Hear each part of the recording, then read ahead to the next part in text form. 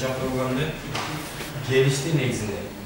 Анан баштай берсек, бүгүнкү конокто Абдулла Ташевичти жакшы билесиздер. Убактылар Кыргызстан боюнча көптөп жакшы иштерди 3 жыл, 4 жылдын жүзү болуп калды. Ушул аракет кылып келип атат. Куш келипсиз, рахмат. Анан ушул бүгүн ушул бак боюнча жандардын ушул багбанчылык, бутоо, анын жаңы сорттору, чынында биз баягы мурун эле илгерки сорт менен жүрөбүз. Азыр биз жаңылашыбыз керек, жаңы сортторду дагы мындай аксыга жайылтышыбыз керек да. Анан ошого сизге сөз берсем, сиз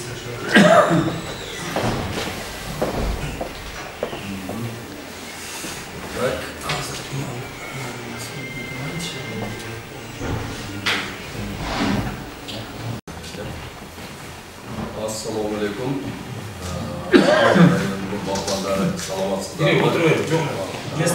Туғандар сіздер менен кезектеги бак дават семинарында жолугушканыбызга аябай кубанычтабыз. Мына ушул жерде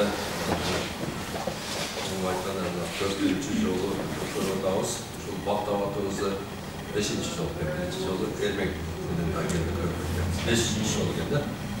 Мына эми биздин Борбор Азия багбандар билимдиги негизги максаты Кыргызстандагы багбанчылык өнүгүп, өзүбүздү өзүбүз мына мемлекетке камсыз кылышыбыз керек.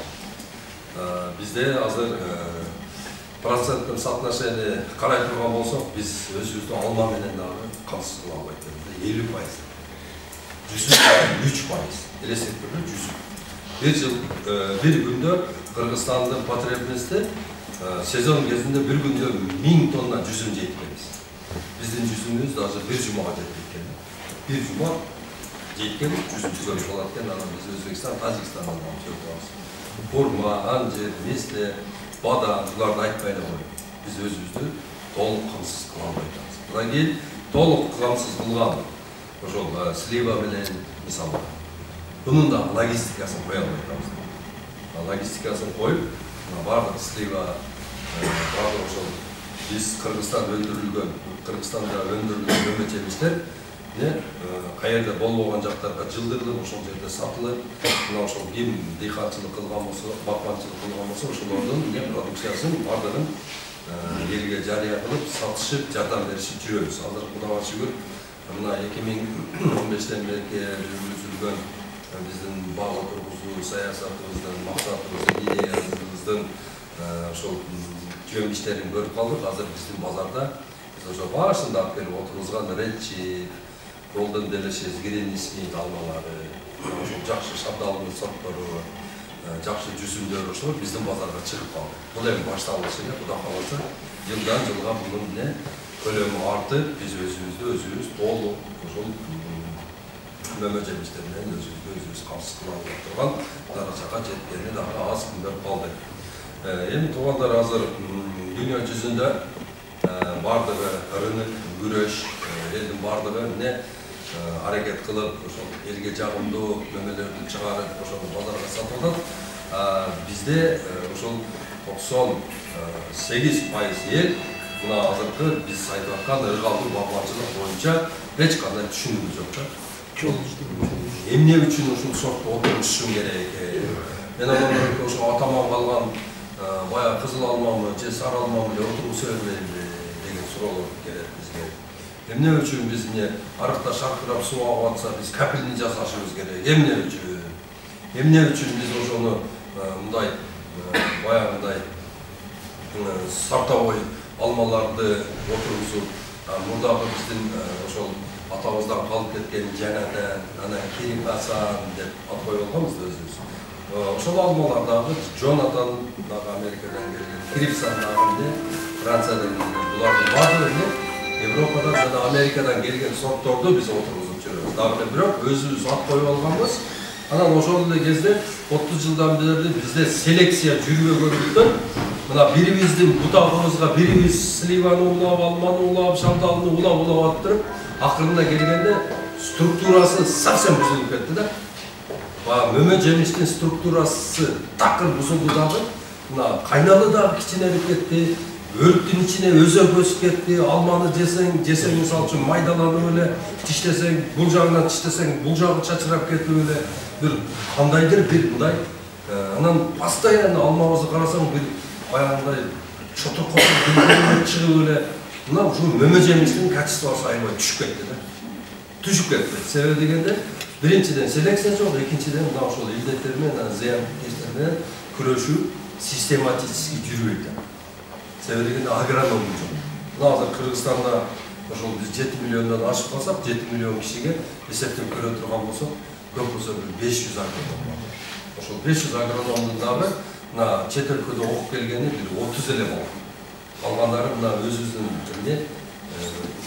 окуу жайларды бүтүп, агрономия факультети, общий агрономияны окутуп коет да бизде. Же алманы толук түшүнбөйт, же бедени түшүнбөйт, же буудайдан жок. Ошол бардыгына эле эмне каратты сеп, скорду сеп, анан тайфудан чач деп эле отурат.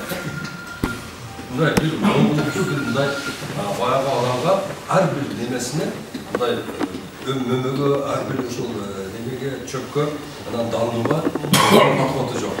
Мына ошол агрономия мен кайра ошол бардыгы чогулушта айтып жатамын. Эң биринчи бизде агрономия өнүгүш керек. Азыр бизге бир апта болуп калды. Кубанский университеттен, аграрный университеттен 100 жыл болду карап баркен. Ошол жакка бекер балдарды окуп бергени 17 орун ачылды. Ким баласын жөнөтө билсе, балаларды ошол жакка жөнөтөлү бекер окутуп берет. Бекер окутуп силерге эмне ошону адис кылып жөнөтөт. Мына Аксы районуна каласаңыздар 5 бала, 6-7 бала болсо жөнөтсөк болот. Мына быйылкы бүтүрүүчүлөр. Ким баласын окута билсе, толук мүмкүнчүлүк бар. Эми туугандар слайдка көңүл бөлгүлө.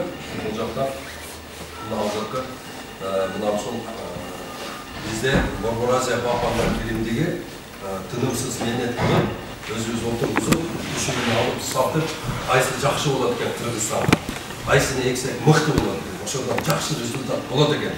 Мына ошону отургузуп, эртеге биздин элибиз экономикалык жетишкендиктерге жетет экен деген Борбор Азия Балкандар биримдиги топтоп, анан ушуга эмне боло турган ишти кыла турган кылып алып келип силерге түшүнүштүрүп атабыз. Эң биринчи деңиз деңгээлинен 1400 метр өтө жерлер барбы Аксыда?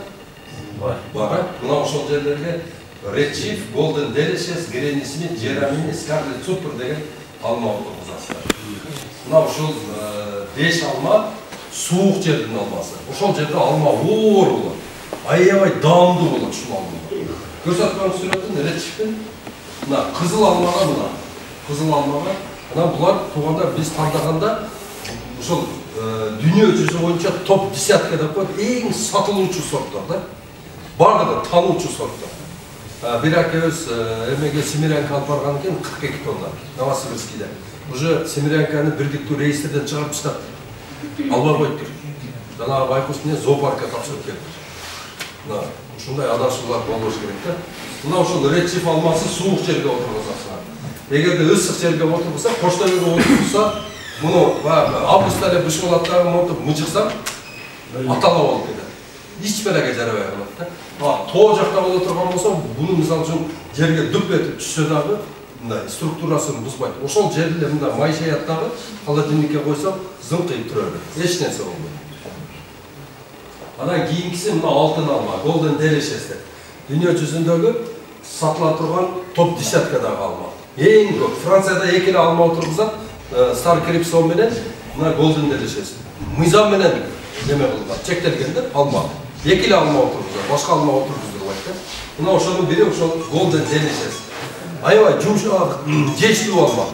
Муну деген көбүнчө статистика боюнча муну больницада жаткандарга алып беришет. Эми настроениени да көтөрөт экен, жумшак алма экен да. Жештүү алма экен. Анан мына Гренни Смит. Ошол Сибир, Новосибирскийден баштап Сахалинге чейин бир күндө 1000 тонна алма сатыла турган болсо, 800 тонна ушудан сатылат экен да. Топ 1 экен ошол немеде, Сибир жакта эң кымбат. Азыр ушул алма биздин немеде глобус менен немелерде фрузелерде 222 сом. Туркиядан келип атат. 222 сомдон алып жеп атабыз ушуну. 222 сом элестетип көрсө. 222 сомдон бизде кургатылган слива да сата берет. Тура? Гренни Смит деген алма. Мына Кийинки алма арабтар жакшы көргөн алма, жерамини. Арабтар канча болсо экспорттоп алып барып жейт. Жерамини деген алмасы өтө мындай пушчак анан туршактуу алма болот. Мындай узун эмес. Кийинки алмабыз болсо скарлет супер. Мынау стаканчик алып кызыл алманы стаканчикке окшоп кеткен немеси холодильникке жатыш боюнча чемпион. О, июнга чейин жата берет. Холодильникке жатыш боюнча чемпион. Жата берет. Канча неме болсо ошол градус суу. Анан кийин мынау ысык Коштөбөнүн алмасы. Мына ысык жерде, мына канчалык ысык болсо ошончолук тез пышат да. Биз өзгөндө биздин алмабыз немен июндун 20-сында бышып атат. Июндун уже 1-августта уже түгөнөт. 65 сомдон үйдөн алып келет. Өздөрү терип, өздөрү алып келет. 65 сомдон таразага коюп бере беребиз. Подряд бар, бүгүн бир терди. Анан кийинкиси жынжыргол, бул дагы ысыкты жакшы көрөт. Мына эмеден Pink Lady'ден 5 күн тетиги, эмеден Галавалдан 5 күн мурун пышат. 5-10 күн. Ысык жактарда бир аз эле сок киргенде уже рефрижераторга берсе болот. Суланды, рефтин алмасы да. Азыр рефке Семиренке берилип атат биздикилер. Ол барып Семиренке барып, тетиги потребительге жеткичейин болсо эмне бир жесе бир кандайдыр бир окисление берген жаман болуп калат да. Бул ширелүү алма. Өтө ширеси жакшы. Анан туугандар гилес боюнча айтсак, биз деген суук жактын гилестери бар. Regina Cordia Ziraat 9, суук жакты жакшы көрөт. 1400 метр, 1000 метр жогору жакка отургузулат. Булар опыление керек буларга. Чаң керек да булар. Чаң менен болот. Анан кийин мына Safeguard Skina деген, анан Lapens деген 3 сорт гилесибиз бар. Бул ысык жерлерге. Ысык жерлердин проблемасы гилес аябай сонун гүлдөйт, гүлүн төгүп таштайт. Же болсо кичине түйөт дагы төгүп таштайт. Себеби күн батырсып кетет бизде. Ысык жерлерде батырсып кеткенде баягы энеликтин ортосундагы гүлдүн ортосундагы энеликтин килеги кургап калат дагы чаң ала албай калат да, каттык болуп кургап калат. Мына болсо бул Regina чаң керек буга. Апелляция кийинкиси Cordia, бул суук жактардыкы, экөө-үчөтүн Ziraat 9. Булар да суук жактар. Мына ысык жактардыкы күн өтө батырсып кеткен Sweetheart, Lapens, анан кийин Skina деген. Мына ушулар өзүн чаңдаштырат да, буларга чаң керек жок. Гүл да эле чаң, өзү чаң алып алат өзү да. Анан кийин мына Skina өтө чоң болот. Демесе, размери чоң болот. Ким ысык жакта жашаса, мына Коштөбө ошондой. Мисалы үчүн, суук болуп кетип атып эле, шарт ысыкка өттү, анан кийин бир баста гилес гүлдөдү, арасаң эле гилесиң шуба болуп гүлдөйт, анан түшүп калат. Ошондо чаң ала албай калган. Тез ысып кеткенде. Бул болсо ошол өзүн чаңдаштырат. Lapens, Skina, Sweetheart өзүн чаңдаштырып алат. Ушул сорттор дейт ысык жактарга. Анан өрүк туугандар, өрүк темасына келе турган болсок, бизде 4 тур өрүк бар.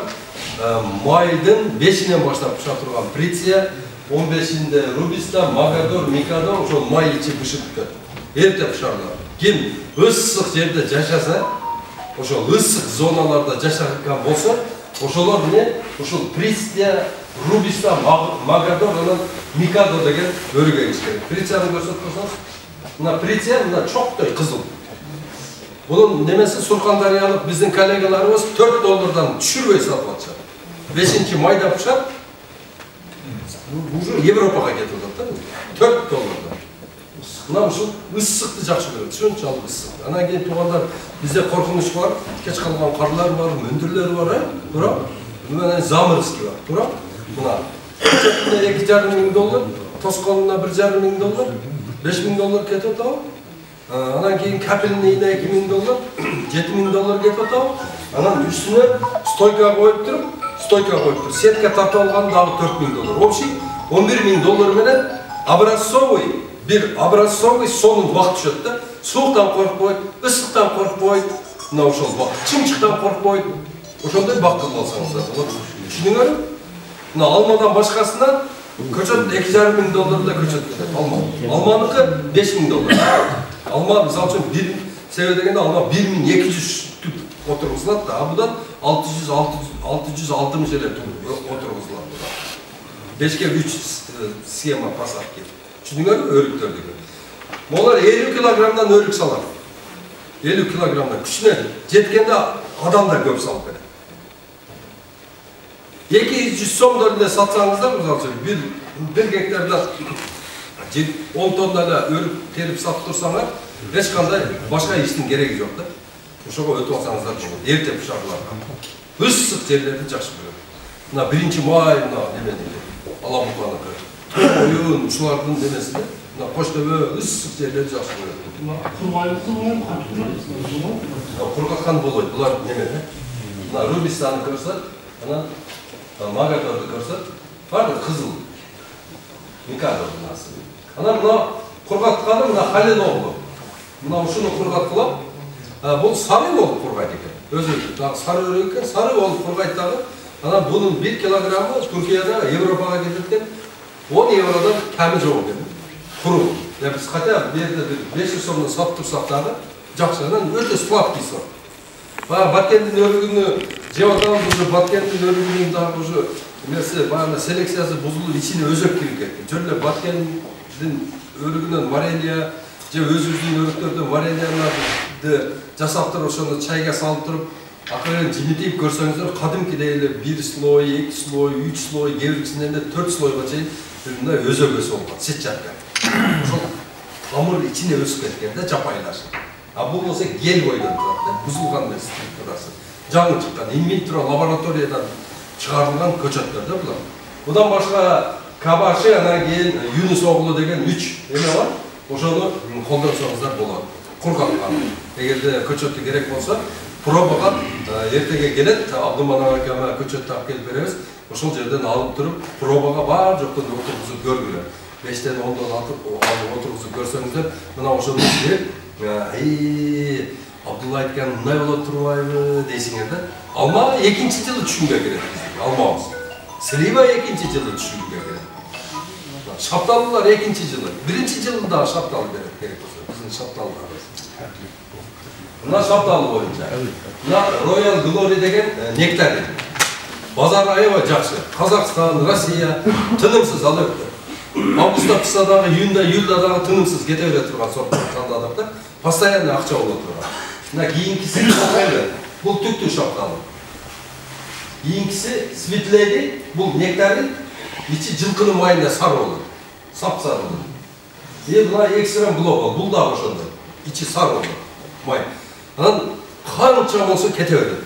Тынымсыз кете берет. Анан эмнеси жакшы, буну дүйнө жүзү тааныйт. Мисалы менде Глофеве бар, же Royal Glory десеңиз, силерде уже бизден Бак Дөөлөт фирмасынан көчөт алганыңарда баягынын биздин сертификаттын копияларын кошо беребиз. 3 көчөт аласызбы, 300 көчөт аласызбы, разница жок. Баягын беребиз дагы, эртеге бир жака экспортко чыгарганыңарда жанагыны ушунда көрсөтсөңөр, баягы анан булар отуруп алып терет. Бул көчөттөр Түркиядан келиптир. Алма терим же Макфидан деген фирманын экен. Так, булар кимдин французчасы менен иштейткендер дагы дальше кирет. Булар американский, же французский, же испанский француздар менен иштеткен. Жакшы экен. Таза подвой, таза неме, экстра класста жакшы неменин баарындай. Азыр деле ат саткандар айтып атат го. Атасы мындай чабан мындай улакка түшүп жүргөн, мындай деп сатып атат го. Бул көчөттөрдүн да родословниясы болот да. Өзүнүн историясы болот. Ошол историясы бир эле баягы сертификаттагы номерде жазылып да. Ошол менен баягылар терип эле болду. Неме маселе жок. Сиздике мындай уже полностью законный көчөт экен. Болду, канча болсо ала беребиз дейт. Сизден экспортко чыгарсак, ошол документ толтуруу өтө жеңил болот. Ошол сертификаттын номери менен эле кете берет да. Ошондо эске алыңыздар. Анан азыр алмурут силерде да ооруп атабы алмурут? Күйүп калып атабы? Мисалы үчүн 5 жыл, 6 жыл, 7 жылдык алмуруттар бардыгы эле күйүп эле анан кийин эле эме болуп калып атабы? Карарып эле түшүп калып атат да. Жалбырактар мына бул бактериальный ожог. Бул бактериальный ожог менен американецтер да күрөшөт айтат да. Бул Сербия аркылуу келди, Сербия көчөттөрү менен кошо келип бизге жайылып кетти да. Эми башка жактан деле келет элем, Сербиядан деле күнөөлөйбүз, Сербияда бизге толгон токой Тажикстандан, Өзбекстандан деле көчөп кирип атпайбы. Бирок башталышы Америкада башталган да бул орун.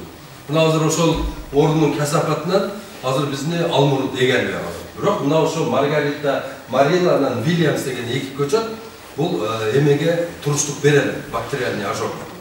Дарысында бар, өзүнүн дарысын сеип турсаңыздар туруштук берип жашай берет да. Жанында ооруп атса дагы буга жукпайт да. Дарысын сеип койсоңуздар болот. Өзүнүн дарысы бар. Бактериальный ожог, фитоп же дагы бир нерсе деген дарылар бар. Ошону сеип койсоңуздар. Мына ошо Маргарита Мариланын несі жакшы экен? Өтө крупный болот экен. Мына бирөөсү почти жарым кило чыга турган чоң эме болот экен. Алмурут болот экен. Чоң болот экен. Мына ошол себептен оорубайт окшойт деп койдум. Анан кийинки эмеси бир аз сулуураак. Экинчиси Вильямсы. Мына биздин Десмол красавицага өзүбүздүн Накке окшоп кетет экен. Мына ошол экөө бактериальный ожогдон коркпойт.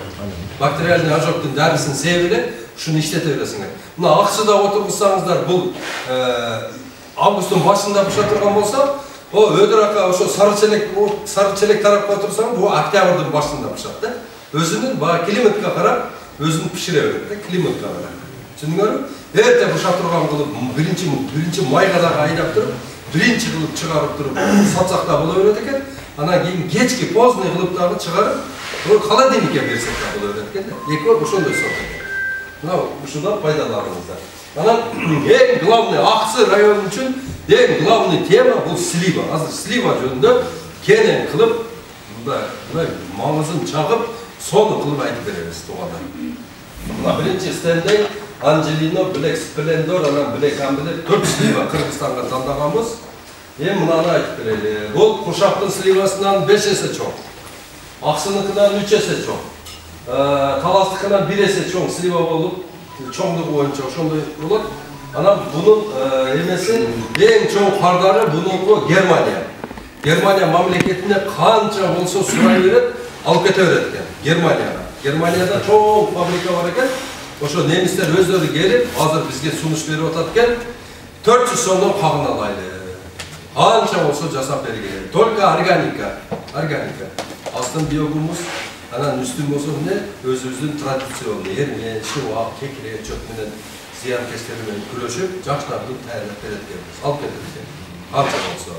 Анан кийин кургатуу системасына саат бөлөгүрөөк болот экен. Азыр мисалы үчүн биз мына сушилкага салып атабыз го. Бул жарит этип атабыз да бизчи. Жарышын шкафка окшотуп иштеп атабыз да. Муну наоборот, бунун өзүнүн навес кылып эле, биигирак навес кылып, стеллажга тизип туруп эле натуральный кургатат экенбиз да. Өзү шамал менен кургашат. Ошол требование эмес ошол. Ошондой болсо 400 сом. Кургатып сөзүн сымак койот да шыктачы. Эми навестин түбүндө любой нерсе кургайт. Сенде мына Куршапта биз ошондо эң акыркы болуп биз кургатабыз да. Мына сендики кургап ушу базарга чыкканда биз кургатабыз. Ошо аябай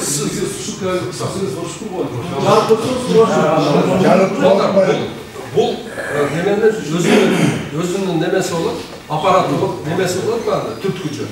Түртүп туруп мунун немесин сөөгүн чыгарып туруп анан кийин жаясың. Мындай кылайын жок. Түртүп чыгарып туруп бир аз форма берип туруп анан кийин ошого кургатасың. Анан түбүнө камыш, үстүнө бөз материал бар. Ошодон жайып ошого тизип чыгасың. Ошончо төрүсөмдөн алып. Өзү балдар түртүп кетет. Мындай Тажикстанда биздин сливаны алып барып, Тажикстанда биздин өзүң сливаны өзүң тааныбай каласың да, иштөө берип койгон. Москвага баргандан кийин баары сен саткан сливаны өзүң тааныбай каласың, иштөө берет да. Мына биз дагы иштөө бергенди үйрөнүшүбүз керек. Мына ушул стендейди туугандар отургузгула. Ушул азыр эң актуальный болуп атат. Куршап, Алабука, Аксы, анан мына Талас, Кара-Бура району мына ушул стенди сливага өтүшүбүз керек. Кетерес бул азыр сууна ошо бассаң түнжүн чыгат экен аны. Ооба, чыгат, ооба. Ажырап турат. Пышканда өзүмдө бир аз бурушкөнсү калат. Пышкан мезгилде анан жуласың. Улардын требованиясы ошондой экен. Аркасы бир аз бурушат экен. Ошомолдан кийин түрсөң өзү чыгып кетет. Bu hakemler ölüp ошондой кылышат да, бирок салак кылган болуп анан басышат экен да. Может ошондой кылсак да. Бул биздин кайналаларды алып барып кылышып атат, ошо биздин нежелерибиз бар. Алар ошо 5-6 жолу чегип туруп анан таштап коет экен. Чеккен жеринен суу чыгып кетет экен, курбайт. Анан ошентип басып таким өткүзүшөт да. Onun эми коргоо технологиясы ар кимдики ар кандай. Мисалга биз ушакта немени баягы акулакты андан кийин сууга кайнатабыз. Андан кийин баягы немени алып алып, чөйлөрдү алып алып туруп баягы кайноолуна бир челек кайноолуна салабыз. Баары жерде ары түртүп, бери түртүп кайнаган сууга. Сразу чыгарып туруп андан кийин баягы ошо жайабыз. Биринчи кайноолу сиз айткандай иши туруп андан кийин жерин чыгарып туруп андан кийин кургак баштайт да. Ошондой болгон, жушка чегип ошентип кылгачы.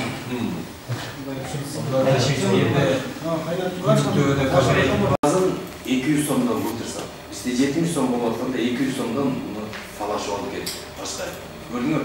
Ошон үчүн биз жанагы массовый эге стендинг өтсөк, объем болсо, кардарлар Германиядан келмек да. Азыр ошону чыбыгынан алла ташыйт. Чыбыгынан азыр биз көбөйтүп атабыз. Алсаңар болот, могу Кармикеде бар, Скенекенин өзүндө бар, Авлетинде бар, Өскөнекке келген бүгүн Өскөнекке бар. Ушуну көбөйтөлү, өзүбүздө турат, көбөйтө албай жатабыз. Onu götürmüştü ama tecikte bu paketkozdan buradan girmeyin mi? Nasıl var mı şu? Açpiyattan bir olmaysa abi. Ağzını tağıp жерге зауыт болмайды. Силерге маалымат катары жерге талда логистика бар болчу, курулган билесиздер, кабарлар болушунан сырткы корпусу бүткөн болчу. Ал 150 тоннага чейин барды. Азыр 2 саат бери токтоп калып, бөлүнсөң атына. Азыр тиги Өзбекстандан азыр келип, аягы ички эмеректерин коюп атат. Сушка өстөрү жуат, упаковка кылат и фасовка кылып туруп чыгарат. Ошо аксы деп чыгарат. Ошо быйыл ишке кирет ушу. Сенден ысыкка кандай экен? Ысыкты жакшы көтөрөт, суукту да жакшы көтөрөт экен. Кыргызстандын 90% жеринде балык бар. Кыргызстандын 90% өтө эле суук жерлерде эле кышындасы дара күйүп кетет экен, кадимкидей эле. Өтө ысык неме. Мына айткан жана Скенекенин багында стегине. Мына тууганда көрүнөт да. Бизде өскөн, стен бултырды. Мына азыркы өзүңөрдүн ооруп аткан сливаларыңарды эми кайра калыбына келтире албайсыздар туугандар. Бул бир апат келди да.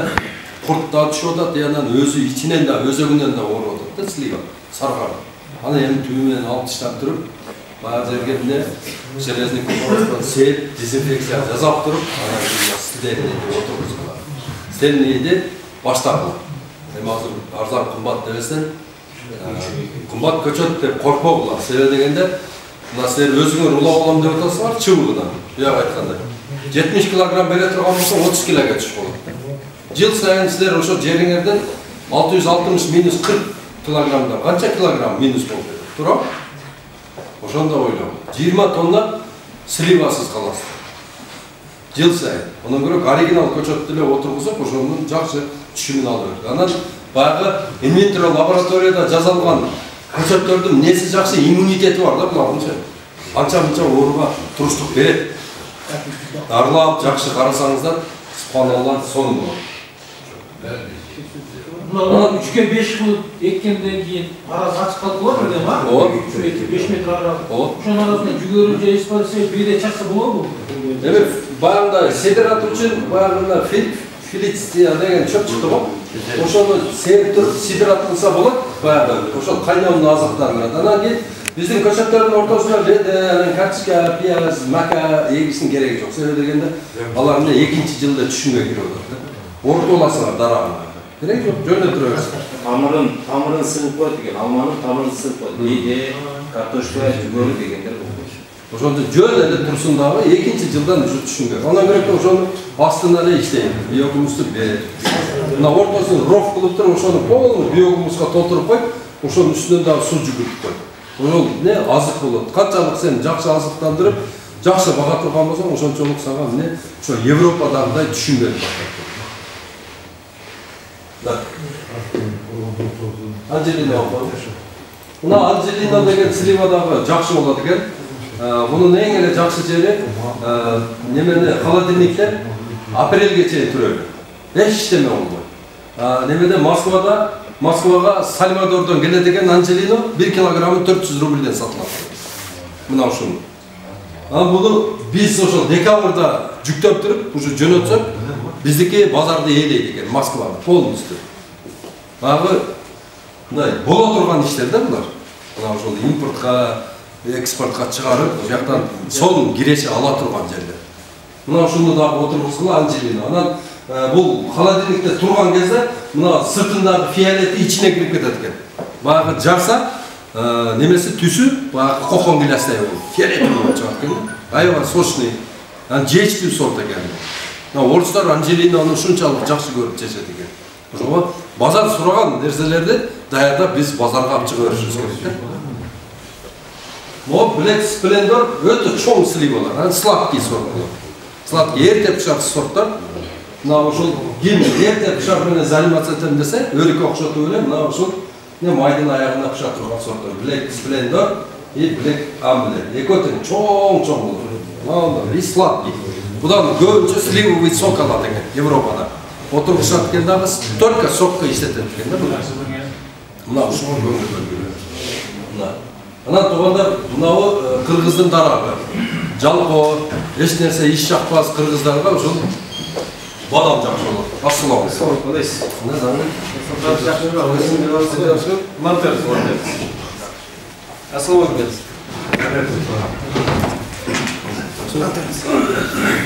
Мына ушул бадамдын сорту Ферагнес Техас мына апрелде. Бадам берде качан гүлдөйт? Бадам болбойт, апрель болбойт. Биринчи бадам гүлдөйт, өрүктөр гүлдөйт. Качан? Апрелде. Я азыр гүлдөп атам. Бадам биринчи гүлдөйт, азыр гүлдөйт. Sen mende badam var da azır güldeyiz. Hazır güldeyiz de badamımız. 3-4 günde badamımız güldeyiz. Güldeyiz. O var. Bul olsun 10. aprelde güldeyiz. Alma menen ten güldeyiz daha bu var sarıkar, möndür söndür ondan gündeylerden korkmayın. Ondan gülü daha 4 gradus soğuktan da korkmayın. 4 sortu ten oşanlar. 4 sortu ten oşanlar. Badam, taş badam, kol badam, diş badam olup 3'e bölünür. Bular taş badamlardır. Diş badam menen kol badamdın içindeki nemesini tekşerip görüştü. Buna o taş badamlıkınday içinde bayağı vitamin, aminokislot bayağı kol badamının bayağı diş badamda çok geldi. Bunu darlıkta aladı gen. Uşul kadar değil mi? Buna o Ferdueli, yiyinkisi Feragnes, şunday düşündü olur. Yiyinkisi Texas. Buna şerge toplamıştır. Buna toğanlar buna sarı kışına da bayağı klient var da.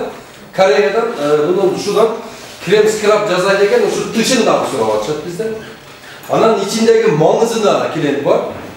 Anan mangızı sığıp durup mayına 40 eurodan klient var. Anan şu mayın sığıp bütkenden keyin kalgan ununa da 10 dolardan klient var.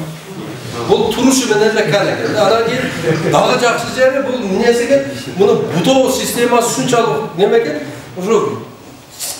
en birinci başındaki iki yemesinde perehot berip koysalar boldu. Ödöge ketmеш керек да. Анан өтөлө мындай болуп туруп чарчайып өсүп кетип атса, мына четинен пальмет да берип койсоңар. Четтен. Трактор бишет этпей турган болду. Немесе бутоо системасы ушунчалык жеңил экен да. Азыр бул жерде мына ошол артта отурат мен иним Бакытбек иним биздин бадамдан алып отурбузду 2 гектарга. Badamın keçe gördüm, ösüşleri jakşı, bardығы jakşı, bирок ошол mal girip ettirdi. Mal girip, mal jep koyuptur. Баягы уштарын жеп коюптур да. Бирок баягы mal тийбеген немесин көрдüm, өтө өсүшү жакшы экен. Ya Sarjak'ta kayberin yerde mi? Agraziyada oturgan. Kuda kalasa hazır setkalarini alып келди, быйыл тосуп туруп, капелькасын коя турган болсо, келерге ушу куда kalasa 3-жылы үлгөн быйыл ушу бадамы гүлдөйт. Buyur badamlar 3. yılı düşünge girer. 3. yılı düşünge girer. Bir yıl alsa olur mu köçöt? Bu yıl alsa olur. Köçötte oşul немеге бар номерім бар білесіңер 0550-20-0007 ошоға заказ қанша болса мына алдымалап аканы холодильнигине эртеге көчөп жөнөтөбүз ошого сиздин заказыңарды жөнөтөбүз жөнүн алып келип салып койгонбуз 0550-20-0007 олар мына ушул бадамга көңүл бөлгүлө бадам сууну аз талап кылат 3 жыл жакшы сугарып туруп мына кармап алсаңыздар бунун тамыры 5 метрге чейин өзү түшүп кетет да 10 жылда bunun tamırı 12 metre çöktü. Düşünüyor musun? O tamırı su alatıran tamırı dıldığa öz tüşü olan. Özü şunçalık yıllığa tüşün bere turgan, anan adamı kıynamay turgan demek. Orvay praktiski. Ekile çoğulu derlerse, ayı var, yeka orada jelezli kuporozmenen bir cüğür koyuyorsunlar, anan oşadan yeka ayı körüp durup, nerede kuporozmenen dağı bir cüğür koyuyorsunlar. Bu oldu. Anan şundayla kurtap ketip atkan bolsa, ne köp ermendi onu. Ermendi 10 litre suğa 1 kilogram ermendi salıp durup öyle, kaynatıp durup, oşanın 3-4 gün kop koyasınlar. Anan oşanın varilden ötkörüp durup öyle, ne? Seve öresiniz. Oşan badamga, alma, valida, var çok işletsengizler bulu öyle. Şimdi görüyor musun? Badamga kömür bölgülü, sarıcayıp tuğanlar, oşan jaka badamını köbeytülü. Barınca olsa onu tosup alıp durup buna badamını jasarlar. Öte sonun çıkar. Kaçadan köçötü? Köçötü $4. Vardır mı köçötler $4? Öte götürmüşsün. Жаңғақтың орнына бір жерде бадам еккеніңе жақсы. Мына жаңғақта екі ферма бар, Сандилер деген 2 сорты бар. Бар біз жаңғақты көп рекомендация бермей тұрмыз, себебі дегенде бәрі маңызы қызыл болып қалады да товарный вид жоқ, сата бересіңдер. Анан кейін жарым жылда бұл окисление беріп тастайды, түшүмө, білесіңдер. Жарым жылда жаңғақты чагып маңыз кылып койбосоң, баягы окисление беріп тастайды. Бадам болса 2 жыл түрөбөт. Логистикасы да жакшы. Алмай кетирген болсо, көп объем алман болса, кардары келбей калса, аны баягыны мышык баласын ташыгандай о холодильниктен бу холодильникке ташып бересиң. Буну болсо капка салып коесуң, ар базарда алып чыгып 2 кап сатып койсоң 400 сом. Мына 140 000 сом чөтөгө салып кирип кетесиң. Ар базарда. Слива саткандай эле неме. Bunun nesi жақсы дүниелік базары шунчалық оқымыш екен, азыр елдер уже нанын орнына жаңғақ жеп башташты. Азыр елдер байлар уже ұн жебей, уже жалаң жаңғақтың ұнынан нан жеп қалышты. Индияда болса, мындай екен, қоқыс мысал үшін бұл жерге келіп қалсақ, баяғыға нан тұтасың ғой осына, кел нан осы дейіп кетті. Индияда болса жаңғақ осы дейіп кетті деген традициясы бар екен. Гедей олып, неме болса да жаңғақ сатылып екен.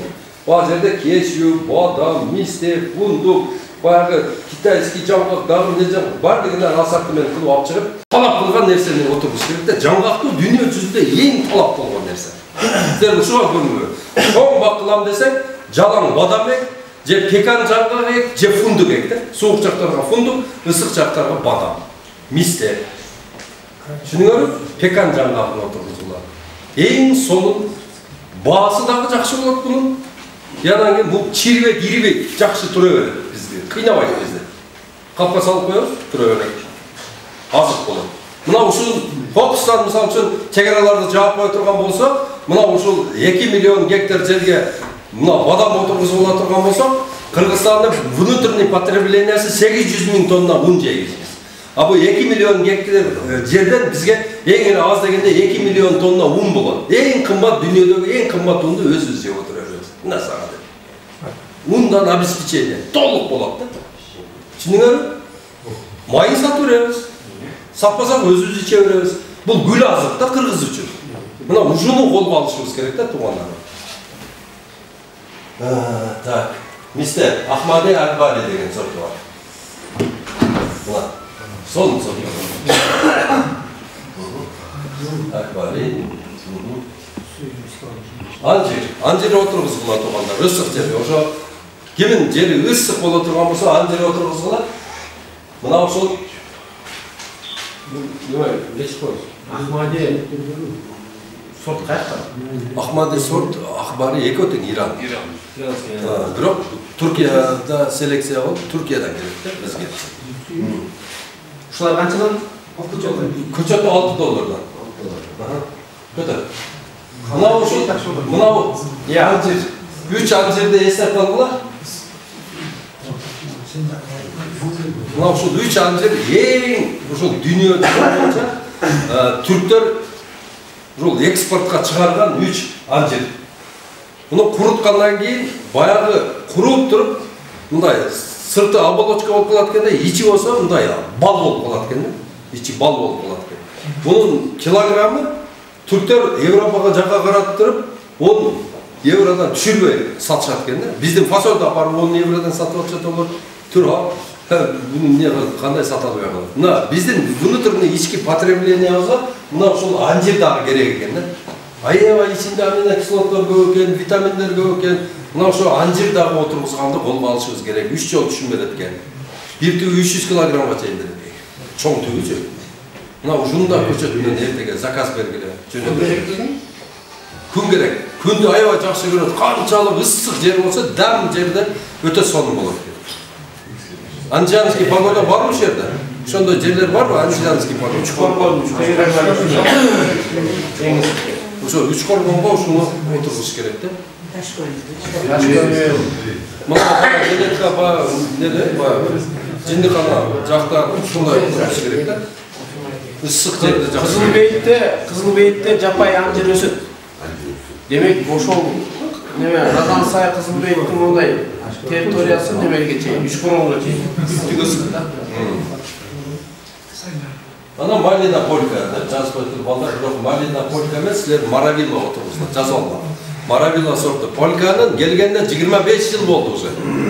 25 жылдан бери Беларуста, анан баягы Россияндар муну терип, экспорт кылып, сатып, кантын уруп мындай бизде айтканча. Эми болсо огороддорун бошотуп алар Маравилла менен Маргарита отургузуп атышат, а мынаны болсо бизге сатып атышат. Буну биздин балдар барып 1-2 рубльден алып келип, бизге 30-40 сомдон сатып атышат. Бул туура эмес. Олар Маравилла алып келсин. Кымбат болсо да Маравилла отургуздуруп, биз дагы эртеге барып олар мисалы үчүн жаңы бир неме менен баягында ноу-хау жакшы нерсени алып барса, биз эски ошолор 25 жылдан бери колдонуп жүргөн нерсени мынады жыргаттык деп көтөрүп барса, ким жакшы көрөт, туура? Ошон үчүн Маравилла жазып алдым. Айырмасы кандай айырмасы көп? Айырмасы экөөнүн сорту түшүп кеткен, анан кийин берки Маравилланын көчөтүнүн мөмөсүнүн биринчиден транспортабельности жакшы экен, анан объему чоң экен, анан сулуу болот экен. И вкусовой качество жакшы экен. Ошол 3 параметрлерди эсептелет да. Эми сөздү сизге берем. Бүтүңүзбү? Бүттү бул. Анан суроо жооп көтөбүз. Маравилланы көйтеңеле биздеги баасы? Бизде 250 сом. Бизде жок. Биз көчөтү 250 сом. Биз көчөтү 250 сом. 100 полька отургузгандан көрөктү, ол Маравилла отургузган жакшы. Бишкекте. Балдар бар Бишкек. Бектемир барбы, Бектемир? Кара сулук. Былтыр дагы бир форум өткөзгөнбүз, бизнес форум. Быйыл да келип кетти. Быйылкысына мен катыша албадым, Жалал Токор. Фермерлер келип барып катышты. Ошо Маравилла жөнүндө дагы 3-4 сортун айтып түшүндүрүп кетти да. 35 сомдон берем, көчөт алып келем.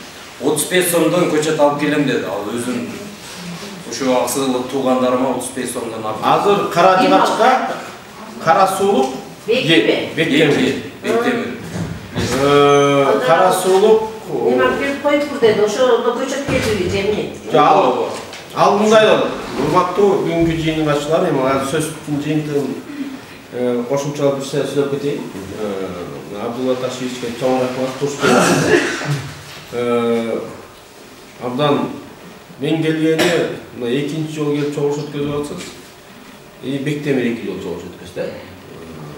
Экөөнүн тең идеясы биздин Аксы райондук мамлекеттик администрациянын стратегиялык планыбызга дал келген атайын ушундай иш-чара болот да. Биз стратегиялык планыбызды кабыл алганда биринчи багытыбыз туризмди өнүктүрүү деп койгонбуз. Экинчи багытыбыз мөмө жемиштерди, бак дарактарды көбөйтүү менен ошол келген туристтерге сатуу. Анан үчүнчү болуп мал чарбачылыгына токтолгонбуз. Сандан сапат койдук. Ушул эң негизгиси 3 багыттагы биздин багытыбыз. Эми Газын Абдулла Ташиевичтин айтуусу боюнча чындап эле экономикалык показательдерди, көрсөткүчтөрдү деги эле биздин Аксы району эмес, мамлекеттик деңгээлде чоң мүмкүнчүлүк түзө турган бирок түскөндө ким түсөт? Мына сиздер. Атындагы Багдабат деп кое алды. Дават өткөзөйүн. Эл түшүнсүн. Ел түшүнмөйүнчө, ел көрмөйүнчө тикпейт экен да, ошонун бир минус жагыбыз бар. Былтыр Бектемир ыйлап кетти эле. Ал айткан, эгер 10 сот теңгерге, 6 сот теңгерге жанагы клубникаларды, кожагаттарды тиксеңер, мен халатымды орнотом дагы эч жака сатпайсыңар, биз өзүбүз эле сатып алабыз. Азыр чүйдө 200-300 гектарды жерди иштетип арендага алып, ошол жерден кожагатты малинаны алып, экспорттоп, тетиги Новосибирск немелерин баарын бүттүгүнө жиберип алып. Алар объемду чыгара албай атыптыр. Кээбилер көп сурап атыптыр. Эртерээк анткени биздики бир жакшы жагы органикалык абдан даамдуу экен да. Эми мүмкүнчүлүктөр бар. Биз дагы былтыр эсиңиздеби, Сары Жайыкты, Жашыл Жайык кылабыз деп буровой машинаны алып келгенбиз. Буюрса 15-марттарда келет деген планыбыз бар. Келсе ол өткөндө бир сиз түшүп бир видео тартып кеткенсиз. Биякты Өзбекстан тарап кандай биякта деп. Биз ошо буровой машинаны тамчылатып суаруу менен сиз айткан ушундай немелердин баарын көбөйтүү маселеси. Сары Жайык бадамдык жери да. Былтыр келатканда бадамды көрүп калып, ой, нерге же суу келбесе, же неме келбесе, канча өсүп атты болду экенин бир түшүп карагам. Анан тамчылатып койгон турбайсызбы? Суу чыгартабыз. Жа, суу чыкты эле. Же мен жаңы ооба, скважиналар экен. Ошону көрүп алып таң калгам да. Жол жайканы кийин курчалып калыптыр. Негизи Сары Жайык Бозбутоонун түштүк жак бетинин бүттүгү мистеге, бадамга, дагы алма, өрүккө бүттүгүнө дал келе турган сондуктан ода бар. Таштап айыкта жерибиз жок да, кандай жерибиз эмес, кандай боласыз? Кайсы? Эми мындай, урматтуу жыйын катчылар. Мен келгени бир жагы 200 гектардай жерди 230 гектар жерде трансформациялап бердик. 230 гектар жер. Именно бадам тигем, миште тигем, жаңгак тигем деп келген, үшүнтүп кызып келген адамдар. Аренда калдыла, маселе жок. Ал мен бирок аларга шарт коюп, өзүң суу чыгарасың, бурут этесиң. 1,5 миллион, 2 миллион акча кетет. Кечип коюп. Аренда аласың, менчикке бербейм. Трансформацияларга өзүң жүгүрөсүң. 3 шарт. Трансформациялар деген сөз, биз азыр мурун жогору өкмөттөн эмеске, азыр акимчиликтен трансформациялайбыз. Бирок ал жерде бир 3 документ бар. Археологдордун тарыхый мурасы эмес деген жери, госгеологиядан астында кен жок деген жер, справкасы. Үчүнчүсү, ошол жердин координаттарын, точкаларын аныктай турган Жалал Абад областында гипрозем бар. Ушул 3 справканы алсаңыздар, калганы ушул жерден комиссия менен чечилет. Маселе жок. Мен азыр ким кааласа, мен бурут этем, мен ушуну чыгарам, мен берге мистет тигем, мен берге жаңгак тигем, мен берге бадам тигем десеңер келди. Ошентип келген киши жок десе болот. Мен мына айнып отурайт, мен конкурсту жарыялагам. Азыр байкасаңыздар, анда жидебал бар.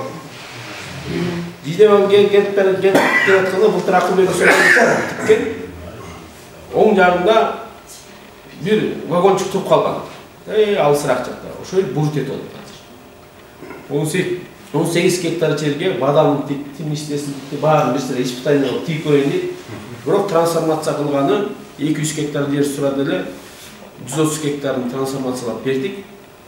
70 гектарын тарыхый мурас жер деп болбой коюшту археологдор. Ошо мен 130 гектар жердин азыр 18 гектарына тиккен. Быйыл жакшы чыгып неметип берсе, бул 130 гектар жердин баарына тигем. Именно иранскийдин мистени тигем. алгыла туугандар, алгыла жер алып калгыла, кеч каласыңар. Арендага топур өтүп кетет, жер алып калгыла. Төбөлүккө сатып алып төбөлүккө? Жок. Аренда. Нече коюңуздар? Жок, мен 5 жылдан өзгөртүүбүздө кандай болду? 5 жыл өзгөртүү. Эме Баазын көтөрүп. Баазын көтөрүлөт деген. Эме мындай да. Инелик кыштан барып келем деген ылайлар бар го. Макал бар. Белден ашпаптыр деген сөз бар. Ансандай айниттен ички дүнөңөрдө сомнение болсо, оозуңардан дагы ошол болот да, ишиңерден бүтпөйт да. Азыртан эгер келишимди мына 20 жылга, 15 жылга иште канча иранский болот. Мына иранский да айтылат. Иранскийди тиккен күндөн баштап, эгер 5 жылдын ичинде жаштап өсүп өнүгүп кетсе, 5 жылдан уже түшүн берип баштайт. 200 жылга чейин түшүн берет. 200 жылга чейин түшүн берсе, 5 жылдан кийин ажактан бери 15 жыл силер түшүнүп алсаңар деле. Мен мисалы үчүн суарбайт мыяктагы немелерди эле. Истелер, тел алганда. Погодасы ылайык, өскөн жер, ошол жерден жашынакай өсүп бизге караганда иранский немеси чоң экен деле, түшүндүрүү. Чоң болот экен дагы, биздикине караганда салмактуу болот экен. Ошо жакшы сатылат экен, анткени мынтип тиге биздики кичкей болгондон кийин ачылбайт го. Алардыкы мынтип жарылганда да чоң болуп жарылып турат экен да. Ошого мүмкүнчүлүк түзүлөт экен. Ошон үчүн ошолордун баардыгын 15 жыл талаадан акча тапкан жакшы да. 20 жылга берсе кийин узартсаңыздар болот. Кийин узартсаңыздар болот. Мына Тажикстанда 1 гектар жерде арендага сугатынан неме? Аренда эмес, жөн эле сугатына $1000 акча төлөп бакылышат да. Мен Ленинградка көп барамын. Ошо именно ошо коллегалар менен жолугуп, сугаттын өзүнө $1000 акча кетет экен да. Насос менен сугарат экен, ошо кадимкидей эле 1 гектар жерге 5 гектар жерим бар, $5000 төлөйм. Бул деген эгерде биз баягы эртеге түшүнгө кирип алгандан кийин 1 гектар бадам эң эле аз бергенде ар бир дарагыңыздар 10 килограммдан берчү болсо, бадам 6 тонна алат.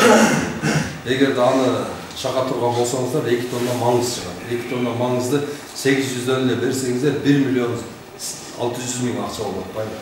Ошол 100.000 сомун мамлекетке берип коюш туруп, аренда көтөрүлөт, конечно көтөрүлөт. Уже түшүнгө киргениңизден кийин сиз да коркпойсуз. Азыр 20.000 төлөп атсаңыз, кийин болсо эмне 50.000 жөн эле төлөп коесуздар. Самое главное, ошол иштеш керек. Идея иштеп кетсе, мамлекетке да даже жакшы болот, и силерге да жакшы болот да. Жерде кошумча дагы жакында өкмөттүн токтому кабыл алынды. Асылдуулугу төмөн жайыттарды бактарак башка ушундай эккенге биз ар бир өкмөт боюнча контрмен бергенбиз. Урматтуу бүгүнкү катышуучулар. Ушул боюнча Абдулла Ташевич, сиздин дагы эмгегиңиз бар. Сиз дагы көп жыл чуркап жүрүп ушул өкмөт токтому кабыл алган. Ошонун негизинде алсаңар болот. Жайыт асылдуулугу төмөн жайыттарды 20 жылдан кем эмес берилет. Ар бир өкмөткө жакында уже кетет, кайсы контрда берилет. Ушундан да пайдалансаңар болот. Дээресте клубника менен бадамды тикти. Азыр ким эле Бакытбай экен баласы. Ислам дейм. Ислам дейм. Тала.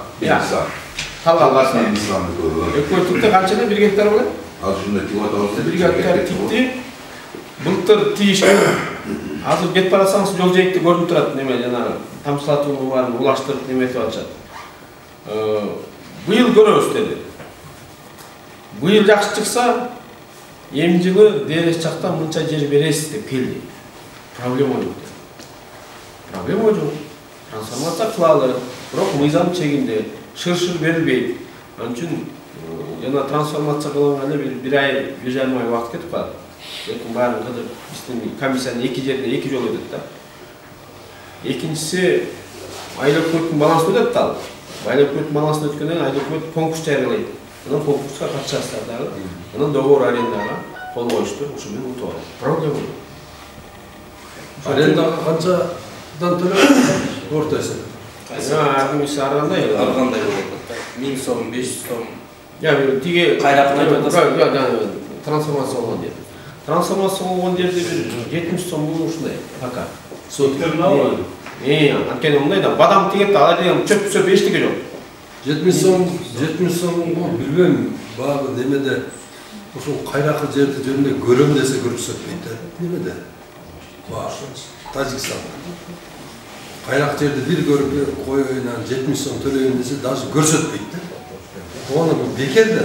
Алыш керек. Анан документке 10 гектарга дагы ошол эле расход кетет айтып коюп. 10.000 гектарга дагы ошол эле расход кетет. Алганга жараша 300, 500, 1000 гектарга алдылар. Түшүндүңүздөрбү? Ошого аракет кылдым. Анан кооператив түзгүлө, бир адамдын колунан эч нерсе келбейт. Көпчүлүк болуп иштегенди үйрөнүшүбүз керек. Өзүмчүлдүктү токтотуп, көпчүлүк болуп иштесек, башкара кылып, ортодон жакшы акыл чыгарып, сонун чечимдерди чыгарып, биргеликте иштеш керек. Абсадар Токтогулович азыр өзбектер 1000 гектар сурап атат дейт. Бадам тигебиз. Токтогулов? Жок, берди. Жалал Абад боюнча. Бозбутонун бияк бетинен бир 1000 гектар жерге өзүбүз сууну чыгарабыз, өзүбүз неметебиз, өзүбүз логистиканы курабыз. Антен терип алгандан кийин бир жерге сакташ керек, дышкы алып кете албайт. Кылатын менен кылабыз, ошол жерден алып кете турганда кылабыз деген маселени коюптур. Проблема жок. Өзбектер тети бадамды бышышын күтпөйт. Бадамды коробой келет дагы баягы ичине сүт жүгөрүп, чуркап, баягы толуп, даны толуп, анан эми созревать этип атканда эле алып келет дагы чагып туруп, баягы данын алып туруп, анан баягы сыгат. Анан кийин миндалевый молочко кылып туруп Италияга сатат алар. Биз onu билбейбиз да. Түшүргөн. Өзбектер бизден алдыга өтүп кеткен. Bir жылда 35 milyar dolarlık mömöcemiz satıldı. Territoriyası bakıla turgan jeri bizikinen 10 есе az. Biz bolsa oturabız oğuz men çımınlarına. Hareket kılayla turganlar. Bardığımız birgelikte turup hareket kılsak Kırgızstan'da gülдөтүп өзүбүздү тамак аш менен камсыз кылып, анан экспортко да чыга турган мүмкүнчүлүктөрүбүз биздин колубузда турат. Мына кореец агайлар келип айтып атат мага. Абдулла дейт, силерде самый главный Кореяда жок нерсе бар экен дейт. Ne desem sizde de yerinin su var, gün var eкен deydi. Onların günü slabый, bilesiniz mi? Увеличитель koyup durup bayağında yemeğe. Gündü bayağında. Darımızın sazrivat etiş için bayağında Клёнкасын bayağında yemek kılıp verişet. Чтобы gündü усилить ettiler. Bizde oşonda gün turat. Badam bışpayt oyakta. Kara prозрачный bir клёнка сияқты бар екен. Ошол жана дарбыстардын үстүнө, малинанын үстүнө жайып кеткен, ал күндүн ысыгын күчтүүрөөк кылып өткөзүп, айтор сабыр экен. Эми карайсызбы? Бизде дайыр турат, күн, жер, суу турат. Ушуну иштетишибиз керек. Туугандарым, бир нерсе айтайын. Абдулла Ташиевич турайлы, бир нерсе айтайын. Мына жерге талда логистика курабыз деп, канча жыл болду? 4 жылга келет. Логистика курабыз, биз кайналып мекенибиз, кайналып бизге керек. Ушул жерин эметсек, ушунда өнүгүп кетебиз деп, областтык өнүктүрүү фондунан 9 миллион берет. 8 миллион бермек экен. 9 миллион жакында. Ошо менен келип курган. Куруп бүттү дагы эч ким иштейт. Логистика дейишкен, көрсө переработкага ылайык деп куруп коюптур. İşletmeysin, arenda kalbaysınlar dese, kayın içinde ızır çoğuyor. Ne bunu alar, ne bunu alar, ne bunu alar, ne bunu alar. Hem yakında bir Özbek geldi. Daha da Özbek. Beşen işlet, men bir robot kalıp koyulurken, ağa bir robot kalış için 12 milyonlu akça gerek. 12 milyon fonduk akça sırası kaydı. Eşler logistikada kuruldu. Anam bir 50 dolar. O şöminen Tahtaya elder hızlı çoğunluğunu totot koydu. Emi Özbek geldi. Özbek geldi, men 9 milyon, 10 milyon so'mni favoritini alıp geldim yerге. İçine ornatom, дополнительный мне ana kuramdagi uşunu işletem. Oysam, qayerga işletesin desem? Sizlerde de çok mümkünçülük var. EAS degan mümkünçülükler var.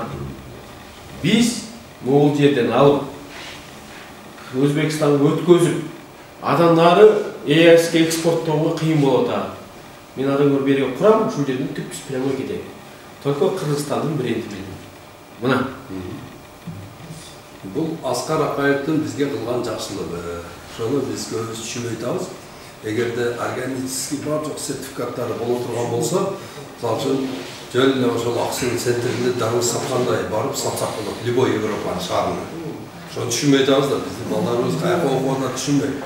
Ошол логистиканы, мынау бияқта ағып атқан суны өтіп шығарып, жай іште, баяғы жердің қайерінде көп су бар, бассейн бар, ошоны білгенде, көчөт жасағанды, ошоларды оқып қайтамыз да балдарымызға. Балдарымыз бардығы жарым прокурор, жарым милиция болды. Отыра берсек, агроном ким болады? Бірақ шынында эле юрист менен чоң болуш керек. Бүтті. Юрист эле болуш керек, чоң болуш керек. Ошол эле максат болуп калды. Диқан агроном менен ветеринар жоқ. Ошол Скрябинаны 2 жылда 400 бала бүтүптүр. Ошондон 2 эле бала агрономияга иштептир, 398 бардыгы СМБ ишкерген. Только диплом менен келген экен. Эми ошону бир мыйзам кабыл алыш керек да. Агрономиянын диплом менен эч жерге жумушка албагыла, барып ошо немеде агротип касысында. Ошондо анан чыныгы окуйм деген балдар окуп.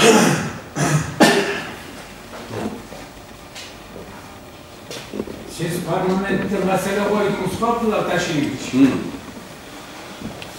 Bu bizim en çok keserimiz kayakta Kırgızistan, Özbekistan'da çalışırken bunlar bakmanlar 10 yıl öğret kirdi. 1%. Kanipulu var.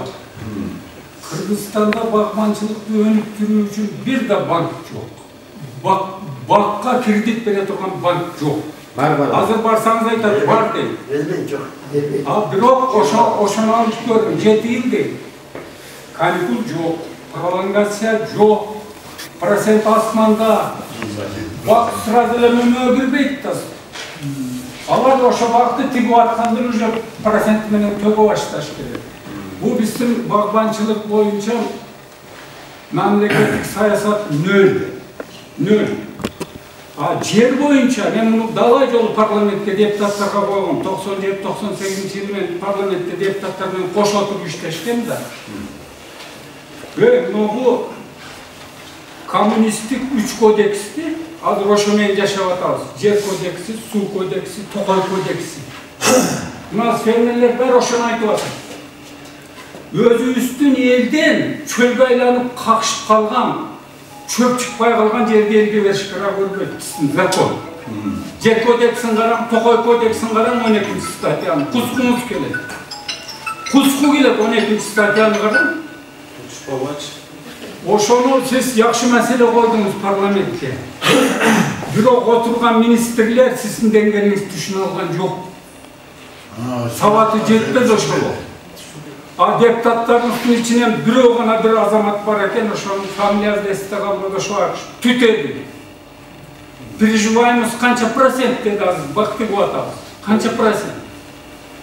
30% kurgap kaldı degen bolboğun söz dedi. 70% özdü. Вот ошо siz ayakta kopup var oşo meseleni koyup jüresiz. Birinci yer kodeksini özgörtüş gerek, öz üstüne beker beriş gerek, tüyelik. Arendaga veriyoruz, ne degen koloniya oldu. Su kodeksini tüp tamırından özgörtüş gerek. 20-30 bulak var. Oşo bulaktı men 30 yıl murun bilgenin onda bisinin kuşunday buluyorum. Özümün teritoriyamın o şehirde ırastapıp bozakta algam. Bulaktı, ortalıkında kalganda Leskostor var, ölü olayım dedi, ölüp kalayım dedi. 30 yıl soğuşmuş olanın. Borat, bunu bulak değil. Senin apanın bulak emes, benim bulak. Kosakını görsetemeyim. Bunun içinde. Ben o şu bulakların yer iştesi olmalı. Bulaktın gözün kum basıp kaldı. Bulakta orası bir iştesi, biraz jet parat. Bulak memleket sen işte çıkıyor, onun yok. Ya nimeden Tokoy'dan ondan ekologiyadan var. Oşoğa siz şularga katılarak köngül burumuz. Şu yer kodeksin, su kodeksin, Tokoy kodeksin tüp tanımından özgörtmeyin çerge paydası değil. Baldarız kenti jüröre çeter koyduk. Hazır buna şu malda hazır Ayıl Çarba Ministrliğinde bağında Ayıl Çarba, Milyarasiya, Aman Ağaç Ministrliğinde bunlar Şadakan Ürkütünde barıp yoktu alı olğanda. Gerek yok ya, Ayıl Tamağaç'ta bek bir rabotçiklerge. Adel, bu Tamağaç seninle demek olmasın. Torun, tetigi milyarasiyani Adel çıkarıp beriş gerek. Misal üçün ben su çıkmagan жерге жөнүндө 700 сомдон бере бергеним жакшымы же su çıkan жерге 1,5 миң сом төлөгөнүм жакшымы? Туруп? Постоянно су келсе мага. Аны деген частныйга өткөрүп бериш керек. Айыл Чарба министрлиги деген отуруп алып туруп эле мына кудду мага окшоп эле кечке ушул агро сабактарды өткөрүп, агро направление бериш керек. Агро кызмат көрсөтүш керек да. Болду. Мына Түркияда мындай окутат, помидорчу бөлөк, сабизчи бөлөк, капустачы бөлөк, алмачы бөлөк, клубникачы бөлөк, бөлөк факультеттер, бөлөк, абсолютно. А бизде общий агрономияны балага окутуп коет, башы каша. Түшүнбөйм. Келип, эмнени сурасаң, бардыгына эле баа айтып кетти, скор, тайфу, карация дейт. Ошондой менен жооп берип кутулат да. А чындыгында келгенде, бул помидор вообще бир өзүнчө бир илим да болчу, помидор. Помидордун орузу бар, помидордун не илдеттери бар, зыянкечтери бар, ошонун бардыгын таанып, ошол томатты эле отургуза турган болсок биз азыр дүйнө жүзүндө азыр жүрөк оорулар көбөйүп, жылдан жылга томаттын потреблениясы уже мисалы үчүн мурунку жылдары 3 миллион канча боло турган болсо, бир мисалы үчүн Россиянын өзүндө азыр ошол 6 миллионго чыкты. Себеби дегенде бул томат бул жүрөккө дары да, помидор. Жылдан жылга көтөрүлүп атат. Томатты эле үйрөнүп алсак, биз канча акча жазап алсак болот да. Томатты. Мына биздин Скрябина деген Айыл Чарба академиябызда чындыгында общий агрономияны окутуп койду, бул туура эмес. Бөлүш керек. Хотя бы жасылча жемиштерди бөлөк окутуш керек. Анан кийин бакты бөлөк окутуш керек да. Плодовочниктерди бөлөк бөлүш керек. Анан туугандар, сиздин көзүңүзчө дагы бир айтып кетем. Кубанский университеттен 17 балага квота бар. Бекер окутса болот балдарды. Ошол стипендия да берилет экен. Анан спорт комплекстери, бассейндери бар экен, укмуш экен да. Балаңарды ошо Бишкекке жөн юрист кылгандан көрөктү. Юрист болот, юриспруденцияны бүтөт, юристтикте азыр конкуренция өтө чоң. Жумуш таба албайт баары. Бар акыры миграцияга бир чыгып келейин дейт дагы дипломун чаң басып жак калат да. Мына көрөктө ошол плодовочник болуп окуп келип алса баягы бала. Мына жердеги баягы кайнолунун оорусун, алманын оорусун, алмурттун оорусун бардыгын чече ала турган бир адис келет да. 17 бала окутуп албайсың ошол жерде. 17 бала. Бардык квотаны эле силерге алып берейин ошол сүйлөшүп. 17 агроном келет. Алар ошо 3-чү курстан баштап туруп көп проблемаларды ушул жерде чечип калат да. 4-чү курста вообще кыйын болду. Адис. Чоң профессионал да. Тынымсыз силерге консультация берип ушул жер сливанын, ошол бадамдын ушунчалык родинасы болуп калмак да. Адистер бар жокту чечет. Сталин айткан го, кадры решает все деп. Кадр жок бизде. Айыл Чарба эмнеге акча атат? Алтын көчөт берип койсоң да өлтүрүп алабыз. Себеби дегенде биз аны уход кылышты билбейбиз. Дагы бир жолу айтып кетейин. Сугат системасы койгула тургандар. Дарак сүйлөй албайт. Дарак айта албайт, мен мынчада суу ичем деп. Ада влагомер болот. Влагомер телефонго сигнал берет. Влажность түшүп кетти братан деп. Байкеде. Анан кийин краникти ачып коесуң, влажность ордуна келгенде дагы сигнал берет, достаточно деп. Токтотуп коесуң. Суу эконом болот. Анан даракты канчалык өз убагында сугарып азыктанып берген сайын 10 тонна берип аткан жер мына 50 тоннага чыгат. Ошодон эконом кыласың. Сугат системасына көңүл бөлбөйүн ийгилик болбойт бакмачылыкта. Сөзсүз капелькага өтүшүбүз керек бардыгыбыз. Капельный системанын мөмөсү вообще өсүшү вообще башкача болот. Ошон үчүн бардыгыңыздарды айтам, ким бакыт жасаса аз гана саз кылат жасагыла. Мен кылам деп кыргызча ач көзбүз да. 100 гектар жерди өздөштүргөндө алып турандан кийин барып, ар 20 метрге бирден каражыга сайып, ошондой иш кылып алып. Аз гана болсо 10 сотык жерде болсо дагы мыкты иштеткиле да. Ошол баягы жерде результат чыгыш керек. Мыкты результат чыгыш керек да. Анан туугандар, мына көчөттөрдү алып келип атат да бизге. Көчөттөрдү алып келип атат. Баягы көчөт машинанын үстүндө, жерде, кайерде болсо дагы +4 башталат. +4 баштап туруп, баягы жерде ак тамыр өсіп шығады. Көчөт қазылып шыққандан кейін машинаға шығабы қайерде кетіп жатса да. Баяғыдан ақ тамыр өсіп шығады дағы, баяғы тамыр 2 сантиметрлік тамыр, не? Айда тамыр еме іздеп шығады. Мында өзөктүү тамыр болду. Азык издеп чыгат да.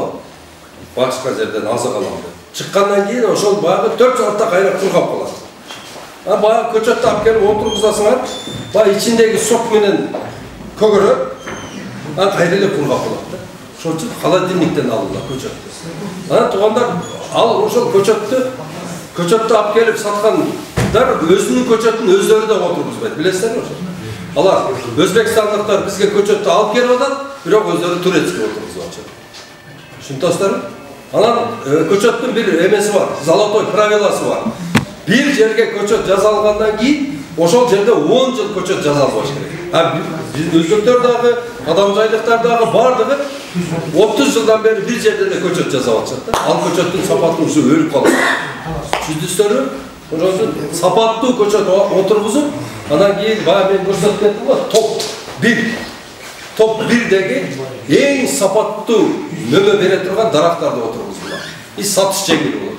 Азыр сен мына силер арзан кымбат көчөт менен бакманчылык баштадыңыздар, мен арзан менен, Мен чуу дегенде эле мен 1-чи жылы 50 сомдук дары чачам. 2-чи жылы чачам, 3-чү жылы 7 жыл чачам. 350 сом кетип атат. Көчөттү 150 алгам, 500гө түшүп атабы? Силер болсо көчөттү 400гө алгандысыңар, 1-чи жылда силерге не? 2-чи жылда уже силерге алмасын берди, сливасын берди, жеп көрдүңөр. 3-чү жылы көбөйдү, ажып, саттыңар, 4-чү жылы саттыңар, расходуңар чыкты. А мен болсо тегинин көчөттүн 7 жыл күтөм. 7 жылдан кийин анан сигнальный түшүм берет.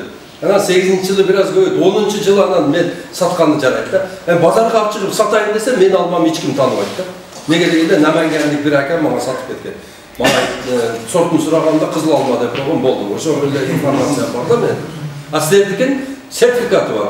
Силер редчиф сатып атасыңар, Галавал сатып атасыңар, Golden Delicious сатып атасыңар. Анын кардары бар. А менин алмам кардары жок да, түшүнсөңөр. Ошон үчүн сертифицированный и самый трендте болгон эң акыркы любой нерсенин модасы болот. Алманын дагы модасы бар, малинанын дагы модасы бар. Модасы калган нерсени базарга объем менен алып чыгып сата албайсыңар. Түшүнөрдү? Ошон үчүн баардыгыңыздарды айтамын. Мына көчөт тандаган. Анан жерде отургузганда биз эң немеси катачылыгыбыз ушул. Калпактай жерде оёбуз. Мына калпактай жерде. Анан тамырды салып көрөбүз. Уздур аке балтаны дейбиз. Чаптырып тыгып коебуз баары жердечи. Эми газ болду, о мен. Ол көчөт өлдү. Кийин өссө дагы жанагы эмне? Бул жак грунт каттуу, бул жак грунт каттуу. Баягы тамыр ачат дагы. Баягы айланып жүрө берет. Грунт коюп албайт. Айланып, анан баягыларды мен көчөтүм курап алды дегендердикинен ке казып көрөлү дейсиз да. Баягы тамыр алла бу көчөгүнүн чачында бишмек болуп кеткен да. Onu içinden kete almaya kalkan iş yapıyor. Onun için birge bir oştun demen sisteması. O biz o tüp emezsiz. Tüpte misal için kolun önüne gaz verip koysan olur. Bizde birge bir, bir boy yerde. Oştu alayda, Batkent'te, Leylek'te, Aksı, Allah bu kaçar. Birge bir. Momda alamaz. Toprakta çıkaramaz. Çoğun taşlarını terörü tutamaz, mayda taşları da yeleyiz. Kokon gelesi, bundan taş olsa daha kaytar bir tamırı, kurgap olan. Mança taşına çayın alamaz. Tap-taza kılıp, grunt jölde mayda olmuş gerek. Yani cayabız bayağı grunttu. Bayağı ne? Sız getiş gerek bayağı. Nispar etsettir, sız getiş gerek. Bayağı yerde. Toprak kışak bayağı yerde. Oşun için güzde oturguzgan en жақсы. Birinci sentyavrdan başlap, oktyavrdan ayağına şeyin lunka kaza örgüler. Birge bir hazır barcok dayardap, biyogumuz jazaganды үйрөнгүлөр. Бардык дарактардын азыгы бул биогумуз. Биогумуз бул не берет? Даам берет, түз берет, жит берет. Ошон үчүн биздин мөмөнү бардыгы талашып алып жейт. Мына Өзбекстанда азыр биздин нокаттын алмасы 200 сомдон сатылып атат. Өзбектердин өзүнүн алмасы 40 эле сом. Ысыкөлдүн карагаттын вареньясы бир банкасы 1000 сом. Койлук Алай базарында турат. Onu darı katarı пайдаланат. Кыргызстандан чыккан нерсе бардыгы дары болуп эсептелет алар үчүн. Арабтар үчүн дагы, өзбектер үчүн, түркмөндөр үчүн, тажиктер үчүн. Биздин жерибиздин витаминдер ушунчалык көп ичинде. Аминокислоттор бардыгы ошол мөмөгө кирип туруп анан биздики даам берет. Мен көп мамлекеттерде болдум. Биринчи эле зеленый базарына барасың, 100 миң жеп көрөсүң, алмасын, сливасын бар жок. anda как будто bir 3 gün 4 gün suğa çılap, ana kayra bergenlikte dağım yok da bayanı. Darvızın cesengde darvızın çuğup bergenliği var. Dağım yok. Anca cesengde dağım yok. Bizdekinde dağım istedi yok. Onun için Kırgız'ın yerini Allah subhanahu wa ta'ala memöge bergeni. Onun için memöge dolduruşumuz gerek bizim yerimizde. Rahmat. Onda taşıyıcının o isteyenlerin kurgatı var. Bizde kanalda sağlıklı o alakalı. Ulan, görgüle bunlar ne yaptı bizdeki gel?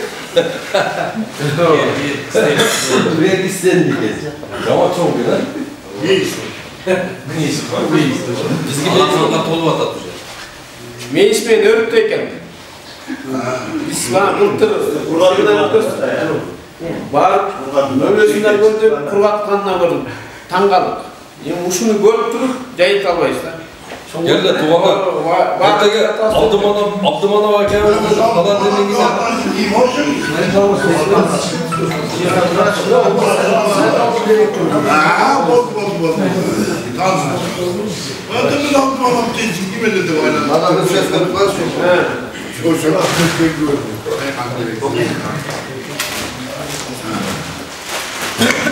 Assalamu alaikum. Ben adım Yunan Özelci. Yergit Allah'a kayınlandı oğlum. Artık emin, 4 yıldan beri şu söz, Nohut Tatkan'dan beri içine babancılık benim, şunda hareketten türüyorum. İstediğim ben tikke ulağamım. Eskiden ulağamım bir 4 yıl olur. Bir düşündük ki Grek kuda kalacak. Bu tür düşündükler girdi. Hani bayağı kurçalık getirip içine maydarak bol kaldı. Anı kurgattık gördük. Kurgatkanda bir göz üstü Bengelka'dan 4 saat burada vurladı. Bunun kavga biraz cüf oğladıkkanları ve Abdullah Kalkan'da Saltıncı'da kurgaların gücülük var da ayrıca hoşluğu yaptırdı.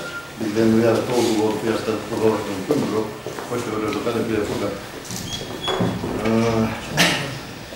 Bu ne var? Bu gönderim ben bunu kuvvet şikerekte buldu. Bundan çıktılar, herkese verdim. Peki bergenlerce taştan kalatkendarı bu yıl hazır butayının 300 tür istiyabla kaynalım var. Çırpırı satılat. Bekar verdi beni. Bir tutanı minson. Bir tutanı. İkinci mesele Yesten çıkıp da cevap olmadan şu ordularla ne varsa varsa biz biyologiyalı tadını dağdarma kullanıyorlardır. Ben ISO dayardayım. ISO degen bu vatkan bozkar gerek. 3 yıldan beri ISO dayardap durup şu rayon ustuğun Alanko'ya şu menden ISO alıp gider. Eğer Allah turgan bolsalar, zakas verseler, men ISO'nu kaynatıp vereyim darı. Litrenin 80 sondan saat alıp getirip bak şadvarlar. Bak sadece bir görsünü faydalansa bolup da bunu. Bu orulardan bardak ürünler. ISO degenin ismi ne? Bunda Kırgızca'da aldık, burada karınlaşmadık. Olmasa İzya Söğüsler'in atlardı bu. Baklar Söğüs bir. Baraklar mesela. Bana yerimde Norday Semna'da 4'ten beri 2007 yılından kat şükürümün. Adam bir uçundan içine materyalları alıp koyup adam bir kitap. Barbaş Türkçe'den bir kitap çıkar koydum. Şu yerde adı gayet materyallardan önerdiğimiz 80% kaptılar. Dal dermekler de var, özgürlük de var. Eğer şu kitapta alıp gözünü erdin stol, ne önerge koyun stol kitapçı katarda koyup faydalanışlar bulur. Bazı 400 son.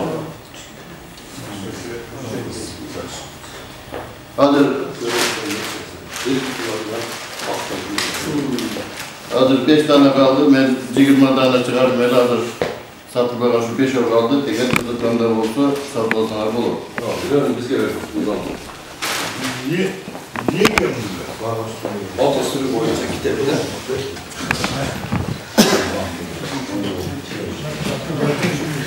Hangi daha bir nerse bardığımız kireçlerini esirteşimiz gerek de.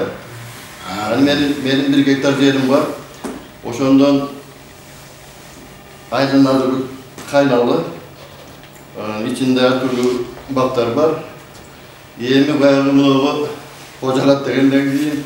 Ben az önce kaynağın içinde ek katardan altın sötüğüne kıkıras demeni oturup koydum. Kocalattı. Anan giyin hazır emin şu kocalat kadar bir hareket bunlar. Hareket kılıç gerek. Askeri işletme görüyoruz 1 hektardan ek gider, Cakşılar adamısı ek gider milyon taze kireçlik çözüyor. O çocuktan müjde oturan gelin gezekte bekar oturursa işlet gerek. 5 sörtlük, 6 sörtlük olsa da kocalatı kılıp veriş gerek. Bana gözükten yerin yakta da. Yakta. Vata zamanlarında da? Yürü yakta. Yem hazır.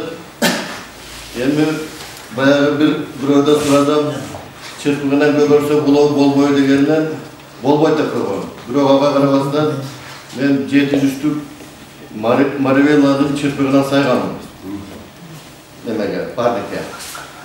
Hazır 4-5 jalgıraçılık vardı. Yani tamırın görülebilir. Sizden belki nemeniz olsa tamır çıkarmıyor mu şu kocagatlar çırpıgından sayganım? Vaqt çırpıkta tamır çıkarat.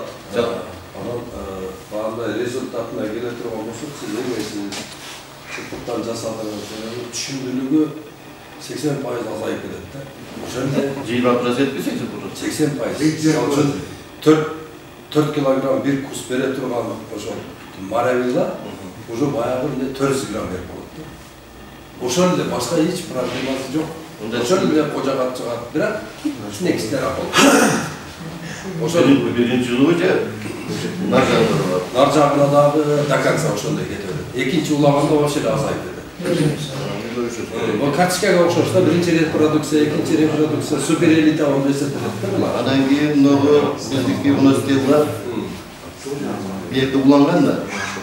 Yani tegeregende öz üstünden geliyor. Yani bu 40 gramdan oldu da. Anan 40 gramdan bolduğunu bari bir bizdeki 15-16 gram bolmak var. Bari 3 ede bizim kaynağından çok bol ortakta. Ana kurgatılganı da ben bugün ala gelim dedim ben şaşıp oturup bazı öğretmen. Bir eklarına kurgatılganı olsa eğer mümkün olsa şu sitelerine capıda ötüş gerek de. Böyle ötüş gerek. Siz ne alça alanız mı? Kaynalı olanız mı? Ben kaynalı olanım. Yani bundan da. Ama bu baktayla görünüp duran mı? Bakvanlar duran alçanın özü yeni mayda olup duran mı? Mayda caka kaynadı, kaynadı ben mayda yok. Asıl olsa çınar. Hoşlandıktan kaynağının özünün ulagan jakşı. Anan alçağın demetkeni kavuk ve yukarak bulup, cenabı ulaganda tolup, kaynağı 99% alsak alçak ulagan bir 60-70% demet alasında ulagandan giyin. Çoğundan kevrevler boyunca alçağa basınç tutar, bol onu cana kaynağının bir yakta çırpeten köçetler var ya, koşundan var orada. Kaynağının çıkan köçeti tamurunu bir say öyle culu altısı, iki yolu altışan bakmayacak, öyle tamur çıkmaydı. Bol biz bayağı Abdülhakat kandan önce bir yerde kazıp koya ustaları tamuruna jaket mesleğin diğer düştü, tamur jakşurotlarına jakın bolotları köçetler çırpedetleri, anı da alıp ketmemden bir boy olur. Ceket baltavına bir boy ustaları tamuru kalktılar. Hani tamuru neden alttaşlaş gerek? Bayağı öz üstü tüken kaynak işte kuş girgenden giyin. Hazır saat bir doşak edetleri nazetten hoşmuca köçet çıkmaya kadar. Şu köçetleri ben Yerde yazdığı vardı, başka cevabına vurup koymadan. Biz 80 soldukçu 4 yıldan beri biz az çırpıgına Cenab-ı Büyütü. Hazır ameliyatinde 4 yıllık olup boşun bulutlu düşünmeye girdik. ошол эле чырпыгынан улаган нерсе. Бирок ал азайган жок. Ошол эле түшүмдү берип атат. Азыр ушул жерде дагы Абдулла Ташевич. Азыр буларга мындай деп койсок, кээ анын көчөткө өтөт дагы чырпыгынан уже көчөтү туура $4, $5 болуп кетип атат. А биздин чырпыгынан көйткөнүбүз 100 сомго жетпей жатат. Эми биз дагы ошону карап атабыз да азыр чында мына жаныш курбандар бар биздин адистер. Ошолор менен азыр көйүтүп туруп биз жаңылып атат. Бирок түшүмүнөн али биз мындай резкий азайып кеткенин байкаган жокпуз. Ошол үчүн эки жагында мындай карашыбыз керек да. Дагы бир сөз колтулганбы? Эгер заявка кылсаңар, биз өзүбүздү чырпыкты алып барып туруп, өзүбүз улап беребиз, ар түбү 50 сом болот. Жок, сиз улап бересиз, бирок коркуп койдуңуз азыр. Жок. 60%га түшүм азайып деген алчага улаган, алчага деле улаганы ошондой эле түшүм берет. Бирок да туура айтып атасыз. Алчага уланганы жанагындай балалап кетпейт. Бизге огородубуз жарымына чейин балалап кетип атпайбы? Өзүбүздүн кайнагыга улаган. Анакы балалабайт. Бирок түшүмү менимче Siz bu ürünü düşüp kaldınız. Balala betkendi, tamırı benim aldaşıyla bir kaynağın tükeli balalamayın. Alçanın bir yakta çıkamanı köyüne şak çıkarıp alçada kıynayın. Kaynağının tadına çıkkanda yekleşecek anlaşılan. Tüm alçana ulaş gibi. Bunlar taşıp demin gene soruyor. Saytınıza yem kaç edediniz? 29. Yem 29 bulmasa şimdi köp olur. Kaynağın tüyüne çıkan okşul ne olması gerek? Tük geçmek olması gerek. Parazit biberleri, küçükler çıkıp baktı, çok var tamam. Doğanlar. Hazır. Emin kolay. Geçir bu. İlkerden o kalada yatırıyor. Meyve, evi ayta o, ne böyle ulay bizde. Anı daha bir 10 yıl geçen biz gelmeyiz. Bizim şu şartta. Andan göre ulaylı da ular öz beraberiz nazarda nemeli aktarıp durup. Ben de siz aytınız ulay dediniz ha? Tura, masa bulup. Bırak alın midesinden çıkarıyorlar. Al tamır ne olat da o azıklar dizip duruyor. Abdullah Taşeviç siz aytkanday жақсы классификация болду. Чынымен нанып калдым. Азыр бизде жер тапка келелек. Көчөт келип калса, biz azır birge bir kılıp kazıp ağırlık üstüne. Siz ayttınız, edep kurgattı, ciğerine kılıp suç kalındırırlar dediniz de, şu sanılan, tasarlar. Gayrdayız. Ana gelince biz köçötte ikinci geç bolup kalbayım mı? Allah dedikte köçötlerde 37. mayga şeyde otursa. Otursa buluyor.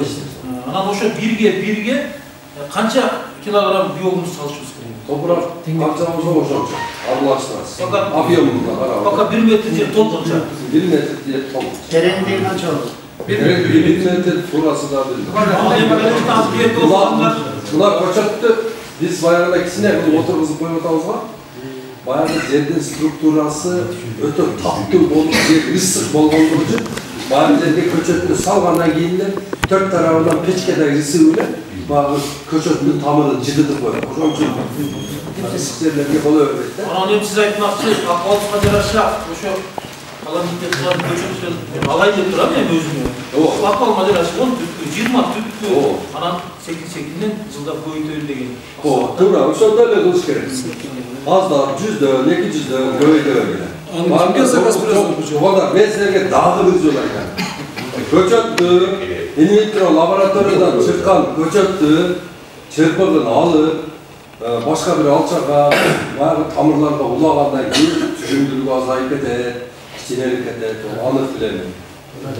Ошон үчүн туугандар, мына азыр бул жерде чырпыкка иштегенде bir aka иштейт. Bir байке иштейт. Биз алып келип көчөттөрдүн аркасында целый чоң институт турат. Сынай беришет, ысыкка күйдүрүп, муздакка тоңдурат, сынай берет, акыры высший сынап чыгат.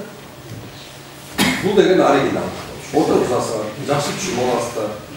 Мына азыр биздин бактардан отурсаңдар, уже жебейсимен şu көчөткө акча топтойм деп калды. Себебинде bir жыл отургузду, ошол эле жылды гүлдөп алды. Чала чырады. Мунун гүлдөп алды. Гүлүн алып коюп, bir gün калтырып коюп, Kışın görürsünüz, bir gün kaldır var da bir vaktin içinde. Bak, bayağı Alman günden çoğal yollar günden sürekli üzerinde var. Ana bak, kışka mallardan gelip bayağı üzerine tarihli, boğaz, soyup, verdi, boğaz diyecek. Ana gelirken tek kişi gülde olup da, onun gülünce bunun varca onu gülde oldu. Bol diye bir bol. Değil mi koyayım? Düşünün görürsün. Bazı yerde 10'dan, 20'dan, 30'dan Almanı alğandan keyin jana kişi bu bölöge ınanak da. Oşa siz aytkanday 10'dan 20'dan alıyor, oturguzup görgülü, sırası razısını чувствует etesiniz daha. Başka bir расходный материалдарыңарды кыскартып туруп, анан көчөткө акча топтой баштайсың. А сен көчөткө бердиңе, мисалы үчүн сен бардан башка бир мероприятияларга барып атасың, той болуп атат, данс болуп атат, нерсе болуп атат, катышыңдар турат. А бул ошол көчөткө дагы акча бөлүшүң керек да, ай сайын. Олар 40 миң сом бөлөйт. Bir жылда мынча көчөт алып отургузабы деп, ого дагы акча чыгарып койушуңар керек. Түшүнүңөрбү? Бергиле, суроолор болсо бергиле. Инвитро деген түшүндүрүп койбосун. Инвитро деген бул лабораториянын түрү. Инвитро бул очищение дегенди түшүндүрөт өзү. Инвитро деген. Анан кийин бул инвитро лаборатория дегенде баягы жерде мына биздин тоодон барган эмени, тоодон барган чырпыкпы, жалбыракпы, ошону бир субстанцияда эритет. Эритип туруп, баягы бир жерде турат. Анан кийин бул жерде дагы бир реагент даярдайт да. Анан пипеткалар бар, 25-лик, 30-лук, 50-лик пипеткалар бар. Баягы эриген клетканы сордурат дагы, анан кийин баягы реагентке түркүйт. Баягы жерге баягы реагент гелге окшош болот. İçine girgenden keyin жанагы жерде 7 күндө өзөк өсүп чыгат. Ак болуп анан барып туруп, баягы жашылданып туруп, акыры барганда баягы 2 кулак болуп чыгып, мынча бир эле ошондой кичинекей неменин ичинде, идиштин ичинде 15 та шапталы же 30 та шапталы болуп чыгат. Анан жанагын ар бирин бирден кассетага отургузуп чыгып туруп, тизип, кыш болсо теплицага алып кирет, жай болсо эшикке алып чыгып отургузушат. Жанагы өсөт. Момча өскөндөн кийин анан кийин отдельный маточник болот бул жакта. Ал маточник баягы биздин больницадан стерильный болот. Ал жерге только баягында эмелер менен, маскалар менен кирип чыгып бакка кирет да. Анан ошол жерде неме алып чыгышат. Баягыны гүлдөгөнү койбойт. Гүлдөсө баягы башка жактан арып-арлар да киргизбейт, чтоб вирус кирип кетпесин деп. Жанагынан кийин баягы жерден маточник алып чыгат дагы, момча. Алып чыгып туруп баягы өсүп калган 1 метрлик эмеге поликарлик деп карликлы улайт баягы. Ошол инвитро лабораториядан чыккан эң таза тамыр өзөк болот да, тамыр. Ошол адам ата жеген алманын тамыры болот ошол. Эң таза. Бир да ооруга немеси жок. Анан дагы буга кошумча булар иммунитет беришет. Анча-мынча оорулардан мындай чыгып кете турган. Бирок ал бактерияларга ошого эч ким иммунитет бере албайт да. Дарылар Мен азыр алма багы почти жетилип калган да, мына берип калышты. Ошонун түйүнө гумустуу же чириген көңгү кандай кылып салыш керек? Чириген көңгү салса болбойбу. Мына дарак болсо мына мисалы мен дарак болсо мына биз дайыма даракты суудан эмнеге алып беребиз, чоң штамп деп коет да мынаны. Ошол жерге беребиз, баягы азыгында ошол жерге беребиз. Бир эч нерсе жок, бул жөнүндө ствол. Бул кармакыш да, проводник. А ооз тамырлар мынакта болот мына. Мына бутактын учунда болот. Мына ошол бутактын учуна бересиң. Анан жашына карап бересиң. 10 жылдык боло турган болсо 20 килограмм биогумус бересиң. Түшүнгө кире элек. Айландырып бересиң. Айландырып, круг болот.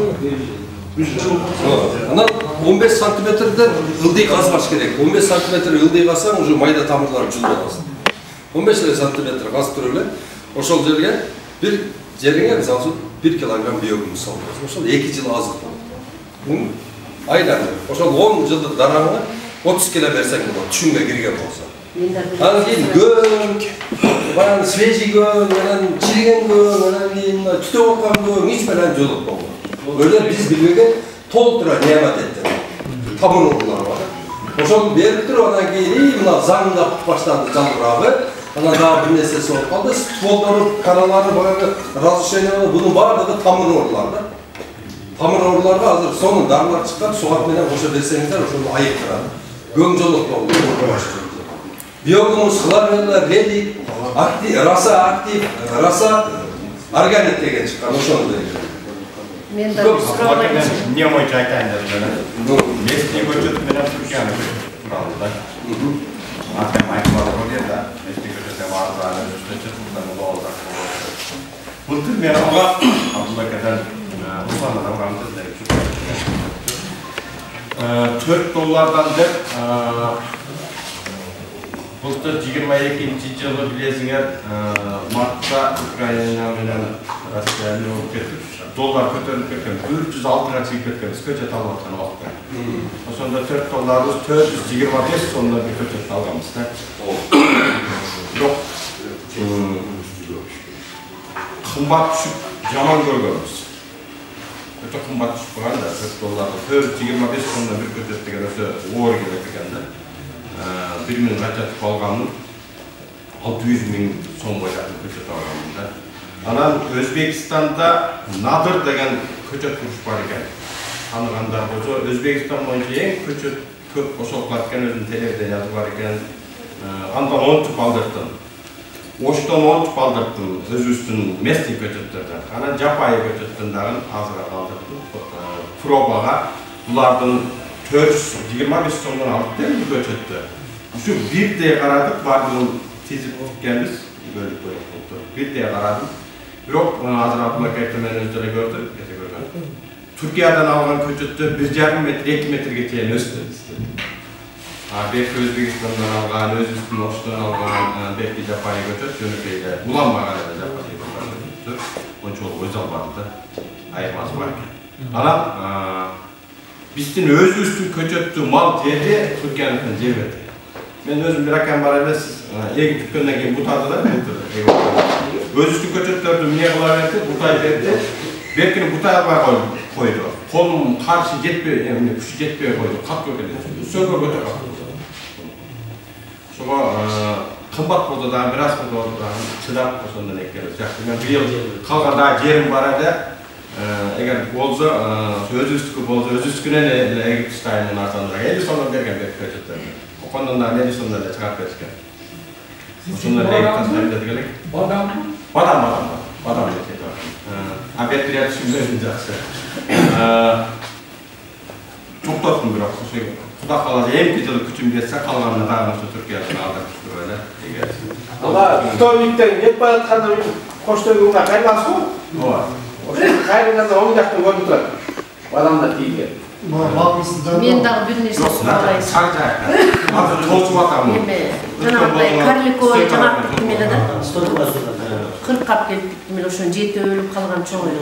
Бул эле мен былтыр мурдай эле тиккем да. Былтыр бирөө үчөө жаңак болгон экен, бирөөнүн бою ушунча эле болду. Эмне дар бербедим, эч нерсе сеппедим да, эч нерсе кылбадым. Астын жүрүп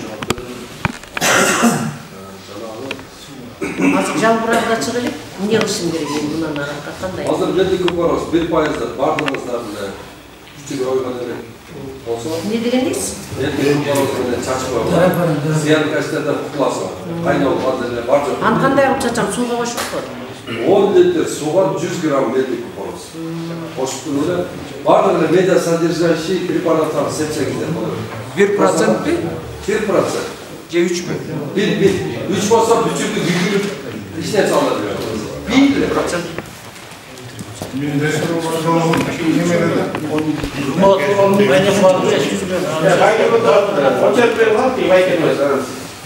Humat orasında bu adamımız artık şurada atkan neselde oğlu kaşarların bu arkadaşı Humat'ın çıkıp atkanda o nesenin koyundan nesenin gelin başka nesi gelip bizim şimdi göğre karışıyor, ondan da göğre sakal duruşuyor. Kaydarın pamidoru kekliği bakıyor, şu kadar var da şu kadar. 6 ayga şeyin turur edegen de iştek olmuştu. Bir anda bağımları, azamda sinirli deseleri de jakşı emas, biro adamın ömründe çoğun korkunç var eken de. Şular turur biz 8 yıl murun işkekte, adamlarda bu da emek, cügör ektik. Şu Kıtay'ın cügörüsünden alıp ektik de al, ikinci yılı düşün vermek eken. Olmaydı ki. Bolmaydı kendi. Açsam, bol bostan alıp bekitip alıp bekkenler vardı. Bir kere yok da düşün. Çıkpay koydu. Kurgatıp koydu. Bu moşun adamzat hazır sakın bizden köşede kişinin köşesi ortası. 300 metre. Epey ötüp gelipti yaşaydı. Sanat kesem 5-6 yaşarda şöyle. Cikim var gibi yaşayıp gözü. 5-6 sakır var ağzı. Öte korkunçluğun nersede. Şu Gumon neyin Amerika'dan geledi de, Tayland'da da geledi degen, bir o Tayland'dan ağzırak gelip, Tayland tamamen cevherler degen şey ölçü de, adamlar da öldürüyor kıskası. Ya şu proses kıskara. Ballar o muncu vurdu degen de, şu turasından da taşın içine söz kılıp verse yakşı olur dedi. Doğada, buna yer normal serüvenlerinden ayrıca bazısını ayvay kötörgön ülketler köpte, Gollandiya uruk satış boyunca номер 1. Ular şunda gelen maddeleri ödetip durup bizge urukları jönöt otar. Canavarlardan köp düşüm alazın, siz aytkanda ekinci yılı elbesi çıkpaydı. Bana gelen maddeleri uruklarda jügörüge başka bir genlerde hoş koyatlar, bana jügörü öte köp düşüm verir. Biroq canavar jügörünü kolun bilen neme, bana ukalap durup toğuqa bersen toğuq tanımaydı, tamak qatarı tanımaydı da bayağı. Жебейт, тоқ, чоқып жебейт. Бірақ ошоны алып тұрып біз баяғыда переработка қылып тұрып, балдарымызға міне кукуруза қылып жедіріп жатамыз да. Баяғы баланың геніне кіреді да, геномодифицированный орган баланың геніне кіргеннен кейін балада ошол организмде изменениялар болып баштайды. Қыздардың мойлосы шыға баштайды. Чын, мойлосы бар қыздар пайда болып қалады. Анан кейін балдар болса, балдарға емчек шыға баштайды. Кадимгидей емчек чыгып, баягы балдар катынга окшогон, өзүнүн катынга окшоп алып жүрүп калат. Бул өтө коркунучтуу. Муну биздин мамлекетибиз азыр кресло бөлүшүүгө ызылдашып бири-бири менен 30 жылдан бери канча убакыт өткөзүп биз канча кымо жеп алдык. Бул өтө страшный тема да. Сиз айткан бул помидордун немесине баканын немесин генин кошуп коет экен. Баканын генинде именно баягы баканын мындай узун түйүлүгү бар го. Ошонун ортосундагы баягы неменин эмбриондун немесин кошуп коет помидорго. Ошо сиз айтканда жерге түшсө дагы жарым берет, түрөбөйт канча ай болсо дагы. Ошон үчүн туугандар мына урупту, анан кийин көчөттү мамлекет өзүнүн колуна ала турган мезгил келди. Анан кийин бизге кирип аткан мына конфеттер бар го. Конфеттердин баардыгы пальманын майынан жасалат. Пальманын майынан жасалган бул май, пальманын майын 3 менен алат да. Бирөөсү дарлика, бирөөсүн ичкени, а бирөөсүн ошол чоң тетиктерди майлаганы. Темир тетиктерди заводдорго берет. Аны пальманын сырты болот мындай. Ушундай столдо калып, ошону сыйрып алып, ошодон май чыгат. Анын себестоимосу 18 цент болот экен. Синтастары ошону алып келет да, анан ошодон бизге конфет, печенье жасап атышат. Тортторду жасап атышат. Мына госзакупкаларды карасаңыздар, Россияныкын, Украинаныкын, Казакстандыкын, Өзбекстандыкын карасаңыздар, баа жерде 5 миллион тонн пальмового масла, 6 миллион, 17 миллион, 20, 30, 40, 400 миллион пальмового масла. Ошо маслалардын баардыгы азык аркылуу, сгущенка аркылуу. Мына кадимкидей сгущенканы, творогту, айранды, сүттү ошо пальманын майынан жасап коёбуз. Biz ошону вообще билбей жатабыз да. Керек болсо мына биздин көп заводдор ошо пальманын майы менен иштеп калган. Мына Кыргызстанга дагы газкаларын караганда пальманын майы кирген бизге дагы. Чындасыздарбы? Ошон үчүн туугандарым, бардыгыңыздарга айтамын, тамакты ылгап жегиле. Өзүңөр өндүргөндө жегиле. Урукту тандап ал. Тандап, без ГМО, эч кандай геномодификация болгон эмес. Деп ошолорду карагыла. Жеген ичкенди балдарыңарды контроллеп эткиле. Эртеге элестеткиле, бир ер азамат туулду деп сиз тойду берип, анан барча улакты берип неме алсаңыз, ол 18ге чыкканда ол катын болуп калса. Кандай болот? Туруп, башка бир баягы биздин балдарды өлө бузуп атат азыр. Мына азыр 8 мартта кече көрдүңөр, калпиле катындардын, аялдардын укугун коргойм деп аркасында деген полный ошол көп күчтөр чогулган. Мына биздин проблема бул өзүбүздү сактап калуу проблемасы менен алек болушубуз керек да. Жеген ичкени тазалаш керек, ойду тазалаш керек, мээнет кылыш керек. Мына Hazır 3,5 milyon gektar жерimiz var. Ошол 3,5 milyon gektar жерди бак кылып ала турган болсок, 7 milyon kişi bakman болот.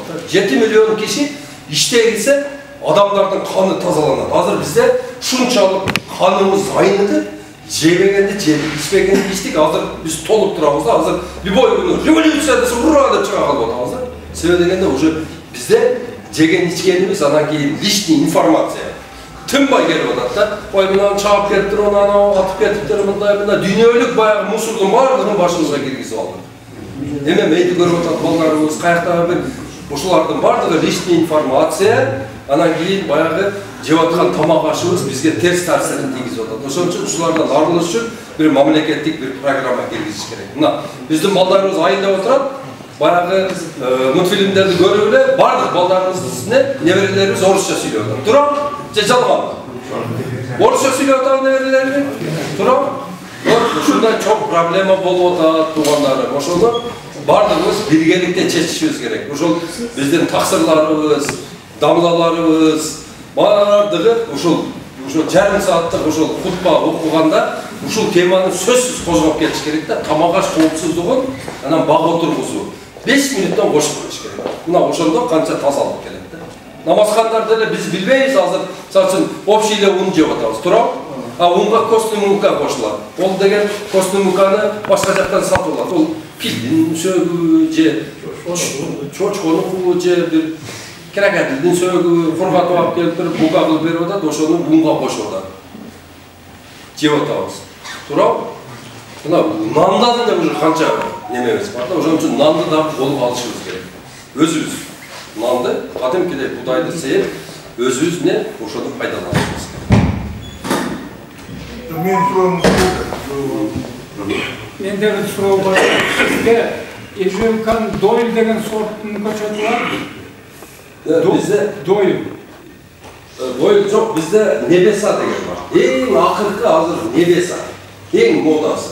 Var Lohtay, Lohnesi oturuz baklar. Bu modadan kaldı. 25 yıldan beri işletip atacak. Hazır ne? Nebesa деген sort koyup en жақшысы. Bakalım. Nebesa. Түшүмдүүлүгү канча экен? Түшүмдүүлүгү 40 тонна. Гектарына? Гектарына 40 тонна. Бир түйүнөнчү? Бир түйүнөн 8 кило. Нахнесе көбір дейді екен başta. Birde de bırak bunun yemesi bayağı uzun olur diye. Yani slatki sort olur. Jana malina boyunca tamırından көйөткөндө кандай болот? Birde ошондо. Birinci reprodukция, экинчи reprodukция. Жок. Жаңы алган көчөттү сразу тамырынан көйөтсө. Жаңы алгансы бир эски аласыз, баары көйөтсөңүз бирдей эле чыгат да. Эки бирдей. Түшүмдүүлүгү бирдей. Жок, түшүп кетет деп айтам. Reprodukциясы түшүп кетет деп айтам. İran'ın köçöttü kimge zakası olsun? Monarkiye mi? Monarkiye ayttılar. Kim köçöttü? Açıkçası monarkiye telefon tayt koymuş. Bazı sizlik gibi gidip su atar. Valla, nöbetinde yazdılar. Ana grupa koşuldular. Nöbetçi deydi. 20.007. Aksı balkonlarına kirgide o şeyde gelinden kesili söyleyeceğim. Bu şu haladinlik koyup da o monarkiye. Monarkiyanın haladinliği varken işlet koyup da. Yok kaçı köçöttü ki? 1550, 20.007.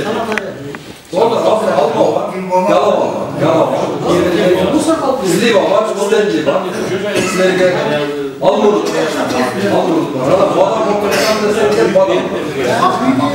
4000 badam var. İlk 4000 badam oldu. Çok bilen aysanlar kaç taraflar var? Yala var. Yala var. Nemenin 4 sortu var. Badam. Bunlar bir esas Ferdinand Feraknes. 4 var. Ondan Almurut'tan Williams menen Margarita Marilla var. Almurut'tan Stanley Angelina var.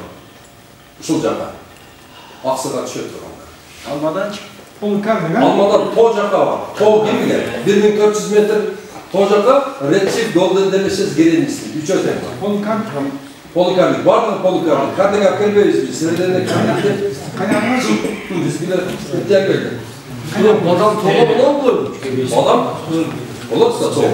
Kaynağımızda polikarlik. Kaynağımız polikarlik. Ali. Vardır polikarlik. Yani Полукарлик болгондо ошо канча жыл o neme kaynağı 50 yıl düşünüyor. Kaynağı gider. Alma 25. Polikardik. En az düşündürken bu şaptalı. 12 yıl. Şaptalı. Şaptalının arasında soruklar var. Şuradan almıyor. Cegenge, özgür. Tursiyadan gelen köçötlerde gımo aralashmaydı? Bular только seleksiya gımo joqlar. Şabdalının bu tavuk vardı bende. Şabdalının bu tavuk varsa kaysısı şap jenenge kese barın qatar alıyor. Şabdalın bir yıldır emesinde düşünmedikler. Bir yıldır çırpıgına mı? Oşan için bardığında alıversek, kıskatını alıversek oşançalık köp düşünmedi. Qançalık köp tutasana oşançalık şabdalını uzak seçer. Men şabdalınlardı gördüm, alma olup oturup. Ne? Ayak basın. Kırpmaysan abi. Ders kılırsın. Gımoğlu, laboratuvar yok işte. Fakat yok, hocam, gımoğlu, tekşirilti laboratuvası yok, incelme laboratuvası yok, hocam, kıyma olmaz. Yani geotransfer işte gımonun üstüne gımo da. Gımo, biz gımo'yla jet, oşadan doğru bakmayız. Таласта Айдар Агеев айыл өкмөтүндө иштеп жүргөндө Көпүрөбазар органикалык аймак болуп Искендер Айдаралиев bir ay bir proyekt менен долбоор менен семинар өткөздүк. 4-5 жыл окуп жүрдүк. Азыр үйгө барып дастарконун карап туруп органикалык тамак столунун таппайсыз. Үйүңүздөрдө жок. Кичкей эмчек эмгенден баштап ушул күнгө чейин жеп аткан тамагыңыздардын баардыгы химикат ышкалып калган. ГМО деп биз казында ГМО деп жазуусу көргөндө ГМО болуш керек деген дейбиз да. Ал жазуусу жоктор канча келет мен азыр Абдулла Ташиштен сурап атканым лабораториядан бир ургадыңыз да киргизип лаборатория жок ГМО эмес экен деп аныктап бере турган лаборатория жок Кыргызстанда. Границадан кантип өтүп атканын өзүңүздөр билесиздер. Ошон үчүн документти без ГМО деп жазылат, бирок биздер аны текшерип, мынаны кайра тиккенге мүмкүнчүлүк жок. Бирок кандай болбосун, ГМО болсо таза болуп тигип, экинчиден таза органикалык азыкты берип өзүбүз жеш керек. Дуңгандар өстөрдү дегенине огородуна сонун болуп без ГМО органикалык кесип эткен дагы талаадагы химикат иштеп туруп кыргыздар билет.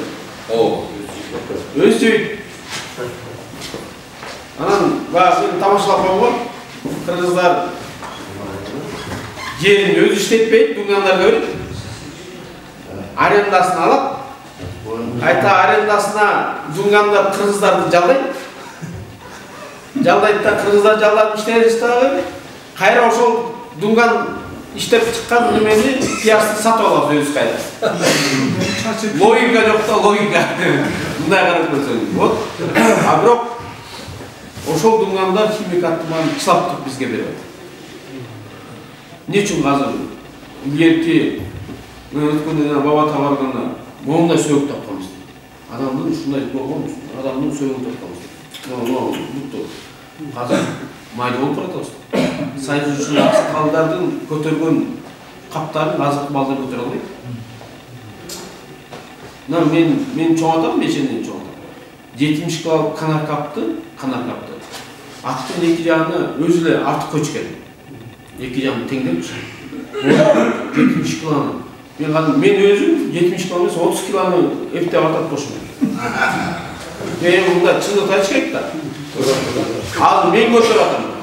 20-30 жылдан кийин экиси ушул менен кетип атса 10 кило көтөрө алат. Азыр мына кечип коюңуздар.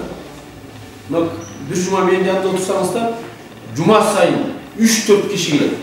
Онкологический оору, жүрөк оору, инсульт, сахар, $30,000 келет болот, $40,000 келет болот, $100,000 келет болот.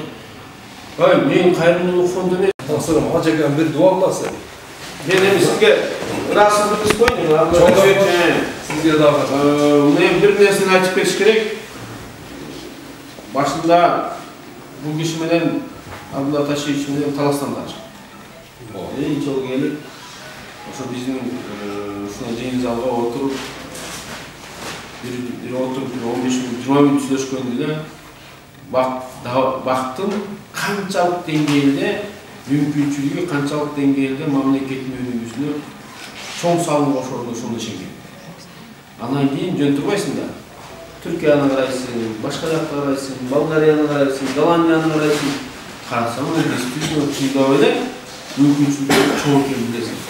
Бирок ошону демилге көтөрүп чыккан адамдын чоң кыргызын ар дайым ушундай талыкпаган эмгегиңиздин аркаңызда жүрөрүңүз сиздин Алла Таала тигилүүдөн бир жакшы чоң bir sıylıkları var çıkar, anken sizin vergen malumatınızların arkasında, anı sezinin arkasında çok adamın anı sezini özgörüp, bunun anı sezini özgörgünün arkası mıydı? Bir vakit değilse, o şunun arkasından 200-300 veresi gel. Çünkü tilek kılalı, amançılıkta doğuşlarını dua koyun. Amin. Elhamdülillah, salatu vesselamu ala Resulillah. Allah-u Teala'nın şeksiz hamdına mahtu şükürler. Azat'ın süyüktü bendesi, bizlerden Peygamber Efendimiz'e salavatlar olsun. Bizlerge şu elimizge jakşılıkты halap, şu vaktavat, şu uzvatın Allah taşmıştın ömürden sana salavatkan işlerine, kesitlerine Allah bereke versin. Jakşılıkka buyuruştuk, jakşılıkты kılgan menen barabar dedi bayımızdan. Öte çoğun jakşı iş. Yani bir adamı maqtasan, peşman namaz okuyup desem şu jetşettigen, İşte Respublika'da yalnız adam okşatom demen. Özümün fikirim boyunca şu 700'de tuğra tamaktanışka, ömürleri uzun borçluğuna seyir çoluktan zat. Ayağına salam, şu aytkan bir taraf tikile eğer kıyamet boldu, bolmadı başladı dese, kolunlarda darak olsa tikip koymadı degende. Darak öte şun derse.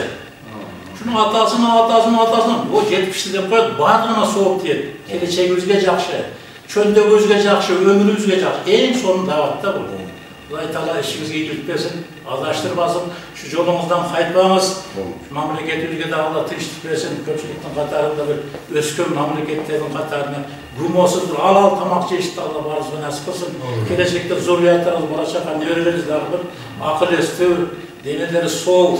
Jakşılığa bir memleketin adamlar olsa Allah varzı nasip kılsın. Allah razı olsun. Gelgen kazanlar kıslarına razı oldular. Ya razı olsun.